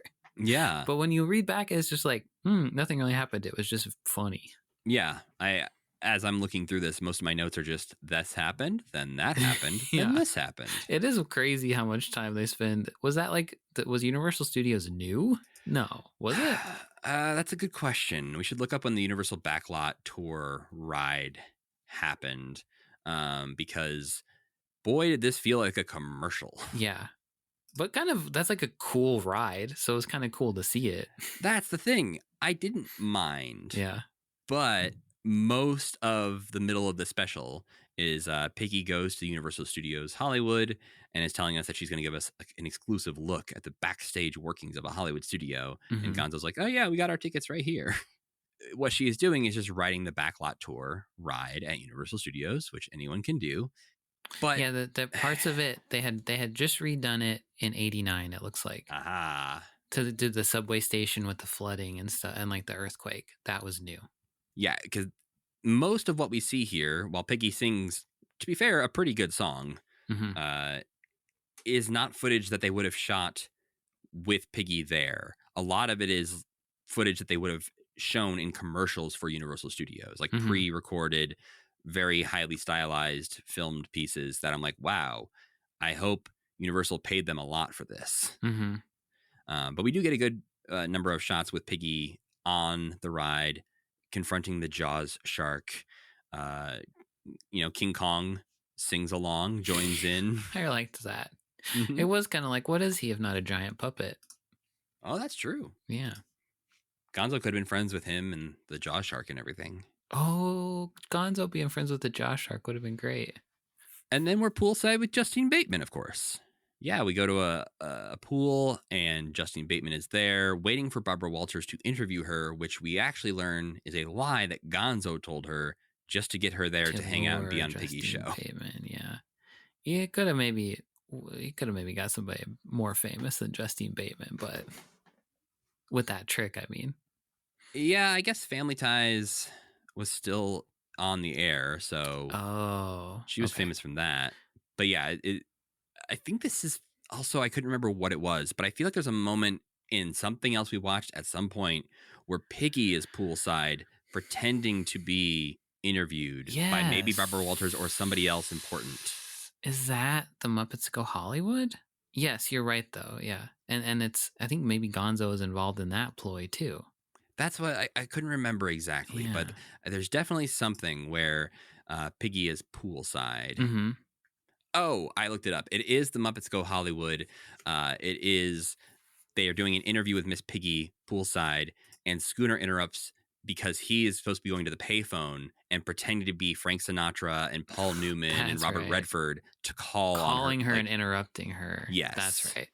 So she's getting interrupted by the famous men, but it turns out to be Scooter on the payphone. Yes. Right, but that just felt like the same bit to me a little bit. Yeah, except she's like, Piggy's like on her back foot now, and she has to be the one like I don't know. There's like a power difference here where she's not the draw. She's not the star. Right. No one's excited to see Piggy. Not everyone is excited to see Piggy. Yeah. But Justine Bateman throws her in the pool. Yes. But we finally make it to the Comedy Store with Fozzie Bear, where inside we see Dave Goelz on stage auditioning and failing. Yeah, bombing.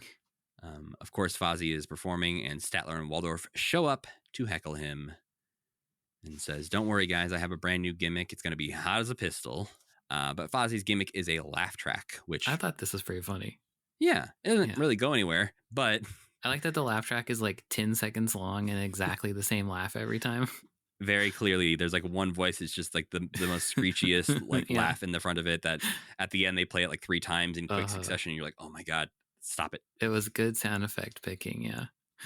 But yeah, we actually talked a little bit about Fozzie Bear in the Comedy Store, if you remember back in the Mike Falzone Muppet Family Christmas episode, about how Fozzie is actually passed at the Comedy Store, which means he's on their roster of paid regulars. Right. And he actually, if you look on their website, they have a list of paid regulars, and Fozzie Bear's name is on that list. Has he ever actually been there? I think this is the one and only time. Okay. So we end this special at the house of Dudley Moore. Piggy is about to admit her entire life is a sham, and she's not actually a big deal in Hollywood.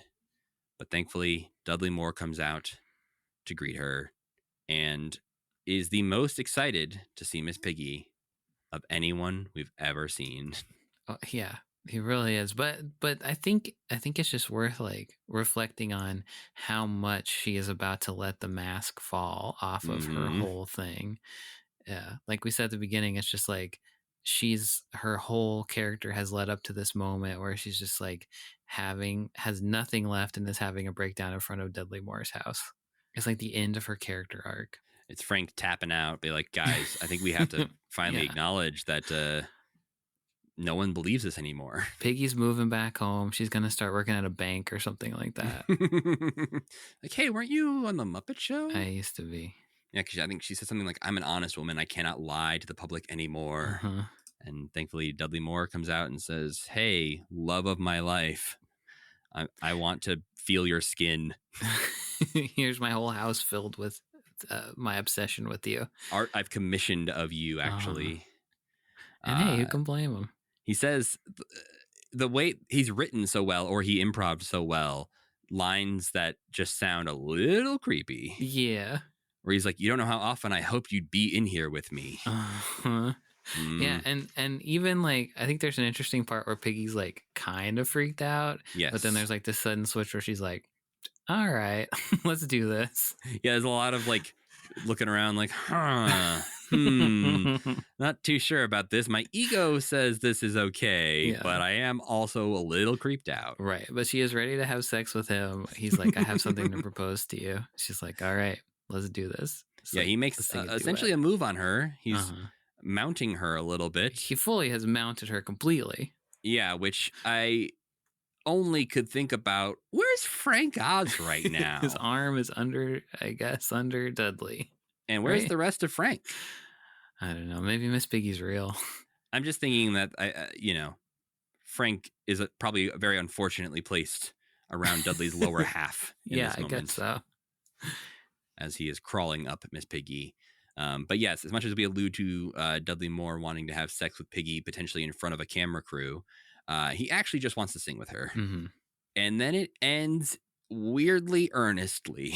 Yeah, Miss Piggy needed this win, I think. Yeah, but it felt for like a Muppet special. Yeah. To just sort of then end with them singing a song, and that was it? Yeah. I don't know. I expected something to happen where maybe Dudley Moore got a little creepier, or he's like, here's my Piggy costume I sewed myself. Let me God. That's like, too dark. well, something to like get Piggy out of there, to like run off and move on to something else, because I'm just like, again, like you said, nothing really happens in this special. And I'm like, but what is this though? Like, maybe what? she's dating Dudley Moore now. I guess so. Well, And then, I think it was just like not a little understated that I think the point was obviously like she needed like a pick me up. And that came across like not entirely, where she didn't like state like, I feel much better now. But I guess you're just supposed to implicitly understand this is what she needed. Yeah, and I think the reason nothing happens in this is because they just had a couple of ideas to run around LA of, let's go to a couple people's houses, let's go to Rodeo Drive, let's go to Universal Studios because they're paying us. And then Dudley Moore will make out. Probably the initial idea was Universal Studios wants to pay us to go there. So we got to figure out something around that. I don't know. It's weird to say that I like this a lot when I'm also saying nothing happens and I'm not really sure why they made it. Yeah, it was fun. I loved it. I agree. It is weird to look back on it and be like, but then that's all there was. But it is just kind of like a perfect little Miss Piggy moment. My favorite thing is there's a newspaper ad for this episode that just has a giant picture of Bob Hope and Miss Piggy. Oh no. Two characters who do not even interact in this special. But yeah, they sing Love Is Here to Stay, the old jazz standard together. And it just sort of ends and brings us back to Jim Henson, who is bringing out a puppet dog that's like the graffiti Muppets that were just sort of in front of a blue screen to show us and the Thought Lion how this puppet works. Except the version of this that we have, for some reason, has narration over Jim talking and is letting us know that Monday on Channel 5, the woman behind the historic case that legalized abortion and tore the nation apart. Roe versus Wade, Monday at 8. And then like a TV movie about. So that's the TV movie, Roe versus Wade. Oh, right. And then they say, then at 10, meet the real Jane Roe. Find out why she's searching for the daughter she's never seen and meet the attorneys who fought on both sides of this controversial case. And then it cuts to Jim and he's like, and the puppeteers were on a blue screen. Blah, blah, blah. And you're like, whoa, what's happening? So at that part, would the credits have been rolling aside next to him or something? It's very confusing. Yeah. It feels like a mistake, but I don't really know why that would have happened that way. Yeah. It reminds me of the weird credits that happen on that one copy of Muppet Family Christmas where it's the, should we keep babies alive for their organs? Yeah. Lots of really weird, unfortunate news coming up on the news things on Muppets. Yeah. So. How'd that dog puppet's feet work, though? They're just on strings or something? That's what Jim is saying. Like, yeah, we can't tell you all our secrets. Yeah. Because I think it's just another puppeteer is there in a blue suit. Oh, okay. Right. And the other thing we watched this week was the May 22nd appearance on the Arsinio Hall show, which we've already talked about a bit, but I feel like it's worth diving into this weird vibe of Jim being here to not promote anything, an audience who only cares about Kermit and Rolf and could not give less of a shit about Jim Henson the man. Yeah, well... They're sitting on their hands, it sounds like, when Jim is talking. Like, for a second, I was like, is there an audience there? Because no one's laughed at a single thing or even really reacted until you see Kermit. Poor Jim has had a lot of interviews like that, I feel like. I think the swing from silence to ruckus is so large in this one that it made me think back on how silent they were when Jim was talking. Yeah, and that's gotta... you're a puppet guy, but it's still got to sting a little bit when people are more excited to see the fake thing that you made up than you. But this is notable for being one of the last public performances by Jim as Rolf. We will see him a few more times on the Jim Henson Hour, actually, as Rolf, and in the 1990 special Muppets at Walt Disney World, obviously. Yeah. But next week, I guess spoilers for the end of this podcast, we're going to be watching and discussing An Evening with Jim Henson and Frank Oz, which was like a live stage Q&A segment. And in that, he will also be performing Rolf. So while this is, yes, one of the most public last performances as Rolf, he will still be performing Rolf a couple more times that we'll talk about. I thought it was nice that the Jimmy Dean show got shouted out. Yeah, that was just having them acknowledge that existed at all was kind of surprising. Yeah, and this is like the first interviewer who has not been like surprised that Rolf was famous first, you know? Right. He mentions that Arsinio actually says he used to watch Rolf on the Jimmy Dean show. So, yeah. But it is kind of just an all over the place Jim Henson 101 kind of interview with some, I think, interesting questions peppered in. So we get about like, what's the appeal of puppets, do you think? Which is such a big, broad question, especially for Jim Henson to try and get into. But then moves on to, have you ever made a character that nobody liked? Which I think is an interesting question. I think so, too. Is Professor Hastings a character? That was a Frank character. Yeah, on Sesame Street. Yeah, he says that. I guess you got to be careful answering that question, and maybe Frank is the kind of person you can say that about, and that's okay. But I feel like if he had said like a Jerry or a Richard character, that maybe would have been kind of sad. But I did feel bad for Professor Hastings because he's on that Muppet Alphabet album, and that he's kind of funny in that. LeVar Burton is also there, as like you mentioned, but we don't really get a ton of interaction other than just like, hey, we did Rainbow together, right? And the answer is yes. But yeah, and I like LeVar's like, between the two of us, we got all of PBS pretty much locked down. Kermit's just like, yeah, I think you're right. Except for we do learn that Kermit is only earning $5 a week and says, I was told that PBS doesn't ever pay any money and I should be honored to be on the show. That was pretty funny. Arsenio does say to Kermit, you're a big star. You could have any woman you want. Why Miss Piggy? Rude, but very shortly does admit that he fantasizes about Miss Piggy. Yes, he does. I think he just saw the opportunity to say, like, why would you date a pig, man? Yeah. And then he started thinking about, it's like, well, she's pretty hot. So I'm coming back around on this. Yeah. But yeah, this is the moment where Kermit starts to say, there's nothing. And Arsenio says, sexual. Yeah. And Kermit says, no, I didn't say that. We don't say that either. It's a working relationship. He does admit that they do smooch, though. Yeah, only on camera. No, I think a little bit later he kind of, maybe you're right. I feel like he kind of backed off on that and was like, okay, maybe we smooch outside of that too. But yeah, there was a little bit of an implication that maybe they have smooched, not for cameras. He brings in a stunt man for anything beyond that, though. Yeah, he says, I don't do that sort of thing, you see. Yeah, interesting. And which does move the conversation along pretty quickly because I think Arsenio doesn't want to dive into like, so you're saying you've never had sex? Kermit the Frog is a virgin. Yeah. But that is when Arsenio does say, you know, a lot of people fantasize about Miss Piggy. And Kermit calls him out immediately, like, wait, do you fantasize about Miss Piggy? I'm only human. I also like Arsenio is asking about Sesame Street and stuff. And he says, in front of Jim Henson and LeVar Burton, have you ever just wanted to tell the kids, I'm sick of this. Go teach yourselves to read. And Kermit's just like, you know, I've never thought of that. Never occurred to me. And in fact, I'm part of a huge reading campaign right now. Yeah. Well, LeVar Burton's whole career at this point was a lot of Star Trek and teaching kids how to read. Star Trek hadn't even swung all the way up yet, I don't think. Oh, it was a couple of years in. Yeah, okay. That's true. He was probably there to promote Star Trek, not Reading Rainbow. Well, they go to commercial break and come back showing a Sam and Friends clip, which was surprising. But that does allow Jim to briefly talk about the first Kermit and how he was more of a tube shape. And the audience no longer cares because Kermit has left. But thankfully, Rolf is here. And for those that don't know, Arsinio Hall's audience used to bark in response to things they were happy about. Yes. Yeah. Apparently, I think because of the Cleveland Browns. And it extends from Arsenio Hall's fandom of the Cleveland Browns. And he made his audience do it at one point, and then it just became like his thing. Okay. So earlier they bark at Kermit, and Kermit's like, wow, I've never been barked at by an audience before. Ribbit, ribbit. I liked that response, yeah. Yeah, he's again, supposed to be uncool. Whereas Rolf is like, hey, barking. I'll bark back. Rolf's cool as hell, yeah.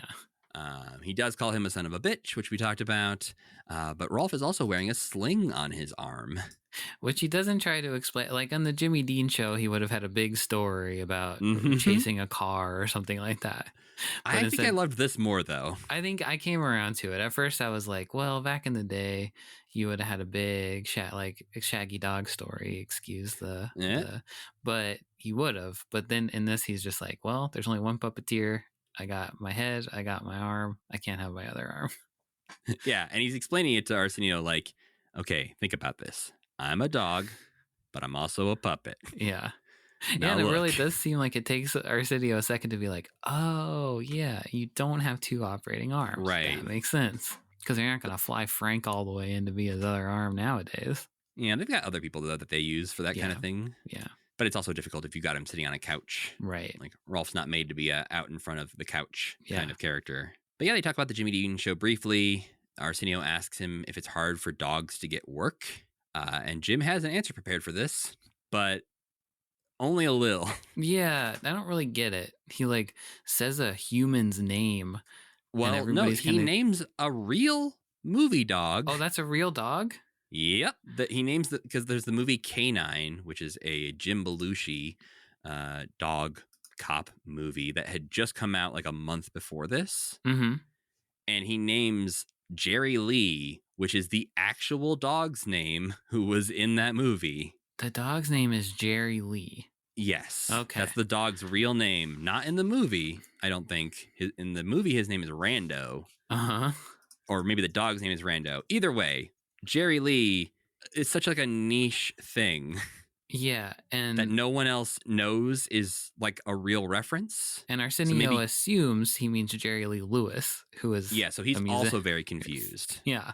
But no, it is the real dog from the real movie Canine, which I definitely have seen because it was one of those VHSs that just existed in the video store that my mom used to work at. Okay. He should have picked a dog with a funnier name. Yeah, Jerry Lee is also the character the dog plays. That's the dog's name in the movie is Jerry Lee. Oh. So the dog's name is actually Rando. So maybe it's actually weirder that Rolf isn't calling him Rando. Maybe a Canine just wasn't as big of a hit as Jim thought it was, I guess. I don't think it was. I think it was probably just the most recent dog movie. Yeah. But when Arsenio tries to follow up and ask, oh, yeah, where'd you meet Jerry Lee?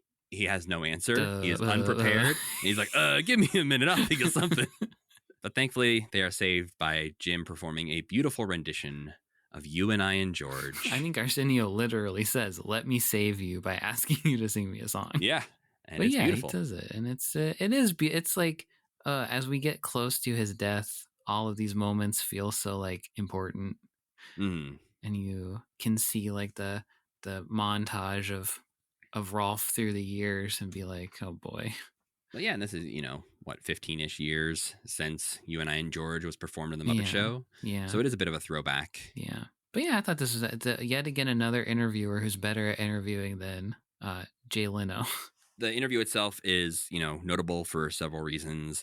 I think it's interesting to see anything with Jim this close to his death, but also knowing this is right after the cancellation of Jim Henson Hour and just the general vibe of society moving beyond Jim and the Muppets at the same time, it does just feel weird and sad in some ways. Yeah, just a little too quiet in there. The show's been canceled. Jim's probably sad.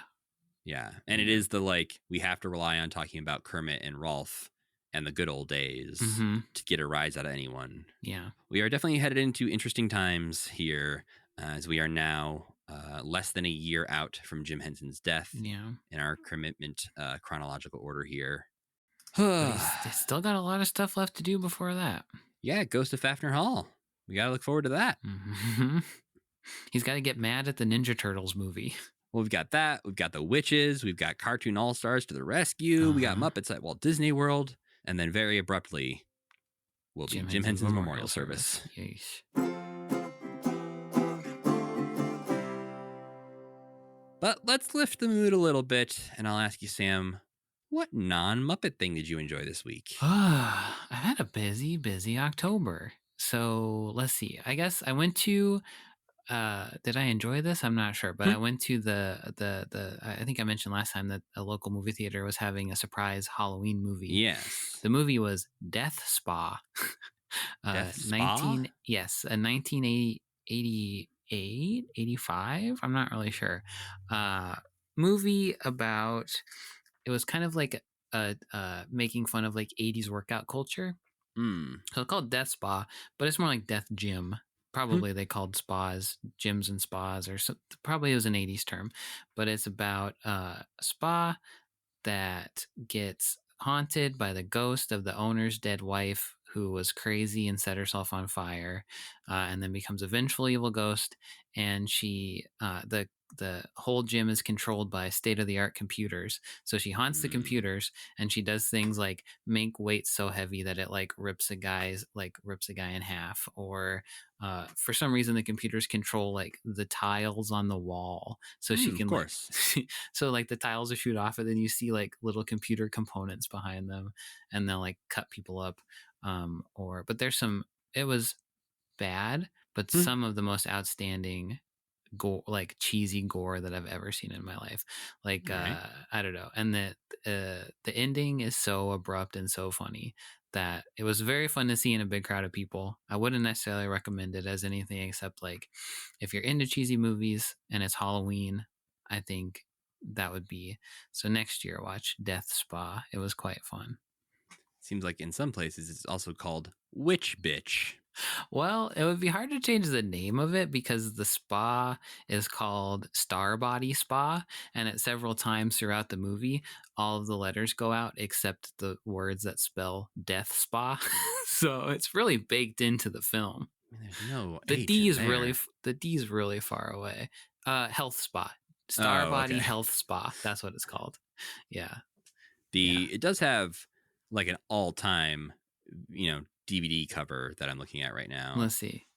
That just says "You'll sweat blood" with like a skeleton lady working out on a bike, and then some dude being ripped in half by by the weight machine. There are no witches in this movie, so I'm not really sure why you'd call it that, but yeah, I'm seeing a couple references to it at some point being called Witch Bitch. Interesting. So. How about you? Well, on the opposite end of the spectrum, I watched Vertigo this week. Oh, okay. Horrible movie. One of the worst. Yeah. Not nearly enough gym-based gore. Uh-huh. But no, I was looking for something, from Alfred Hitchcock that I hadn't watched in a while to watch for Spooky Week. And that one's more thriller than spooky. But yeah. Spooky, though. Little spooky, yeah. Little weird. Still good. Jimmy Stewart, always good in everything. Yeah. But that was mostly what I watched, honestly. I didn't watch a ton of stuff this week. I always felt like that movie was a little too long. Yeah, I think there's certain parts of it that do go on really long with no dialogue. And I think some of those moments build tension really well. And I think other ones are just like, oh, this is happening again. Yeah. Okay. Yeah. I also sometimes feels like I like Vertigo, but sometimes it feels like Alfred Hitchcock like just read like an article about like some new mental illness or something, and he's like, I'll make a whole movie about that. Yes. And I'll just copy and paste that article that I read to explain exactly what's going wrong with this person. Yes. No, that it definitely feels like he constantly mentions over and over, like, oh, yeah, acrophobia. I've got acrophobia, of course. I'm afraid of heights. I've got vertigo. And it's like, okay, yeah, you're letting us know. It feels, I'm sorry, everyone, for this reference. Okay. So you remember the movie Cop Out? The Kevin Smith movie from 2010. Yeah. Notoriously a bad movie that had horrible behind-the-scenes drama going on. But in that movie, there is a scene where the bad guy or one of the people that are trying to arrest that starts to escape across a building top or running away from them and can do parkour. And it feels like they're really lingering on the parkour and showing you this, but they also talk about parkour as if it's just been invented. And they're like, oh my God, he's doing parkour. What's parkour? It's this thing where and you're like, oh, Kevin Smith just learned about parkour. He's been watching lots of YouTube videos. That into a script. He's been really big into YouTube parkour videos. There's an episode of Daredevil like that too, that I was like, okay, somebody just found a guy that they know who does parkour, and they're like, parkour. Can you do this? It's so unnecessary to explain what parkour is, also because it's so self-evident that it is being good at jumping around on buildings. Yeah, it's just impressive to watch. You don't need to like name it. Yeah, for us to know that something is happening in this movie. But yes, it is, especially in the beginning of Vertigo. They really have to drive home that this dude is afraid of heights. Yeah. And he just says it like 5 times. Hey, the rest of the movie wouldn't make a lick of sense if you didn't know that. But it's a beautiful, like as a person who loves physical media, Yeah. I have the 4K Alfred Hitchcock collection. Oh, sure. And if you just want to watch a lovely postcard of San Francisco, Yeah. that Does movie look looks great. terrific. Yeah. Well, we got to let you know what we're watching next time. And next time we'll take a little break from the Jim Henson Hour, just like the TV networks did, as we head into the summer of 1989. And we watch a tape from July 1989 where Jim Henson and Frank Oz make an appearance at the Puppeteers of America National Festival at MIT in Boston. Interesting. Yeah, they're going to do a long-form Q&A. I don't know if it's interesting to watch. I just know that it exists. I hope they're not too mean to each other. Sometimes they can be a little mean to each other. I am just somebody who, on podcasts and other things in person, I have a really hard time with audience Q&As. I get really uncomfortable.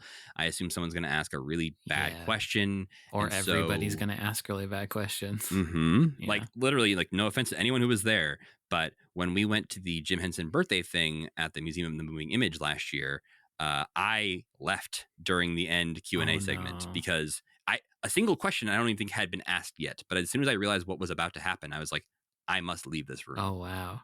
But I usually will fast forward those parts on podcasts. I am grateful to the McElroys who have started to edit those segments in their podcasts more so that they're not as awkward. And it's just a thing where I personally don't love unfiltered audience questions. Yes. Like Comic-Con clips and stuff always make me uncomfortable. And so the fact that I have to watch an hour and a half of that is maybe going to be torture. But we'll see.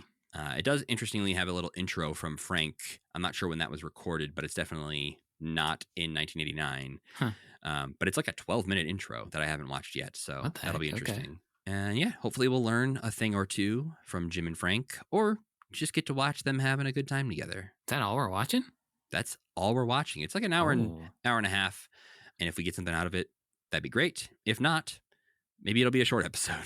We deserve a short episode every now and then. We deserve a short episode. Yeah. So yeah, join us next time where we'll be watching that. But we also got to thank our friend Tuna before we get out of here. And thank our friend Cassie Wilson for singing this theme song. Don't forget to go to commitment.com for all your commitment needs. I didn't say why we thanked Tuna, but I guess if this is your first episode, you wouldn't know why we just thanked Tuna. He made the music for this podcast. Yeah, all the little banjo stings. He played the banjo for us. The background music for our theme song. Tuna did all that. And then Cassie Wilson is the singer of our theme song. You can go to commitment.com for all commitment needs. While you're listening to the podcast, please rate and review us. Leave a comment on Spotify. If this is your first episode, you might not even know that Tuna's the name of a person. Oh, man. We got to go so far back. You might just think we're thanking the food. Eat tuna. We eat tuna the whole time we're recording. It gives us our energy to be such good podcasters. Yes, Tuna is a man who works with us and who is a good musician and made the music for this podcast. So we appreciate Tuna. But yeah, if you want to get in touch with us, you can email us at mail@commitment.com or follow us on social media at commitmentpod or at commitment.com on Blue Sky. Just search commitment on the internet and we will be one of the only results. You can always follow me on the internet at Matthew Gatos. And I'm Sam Schultz. And as always, keep believing. Keep pretending.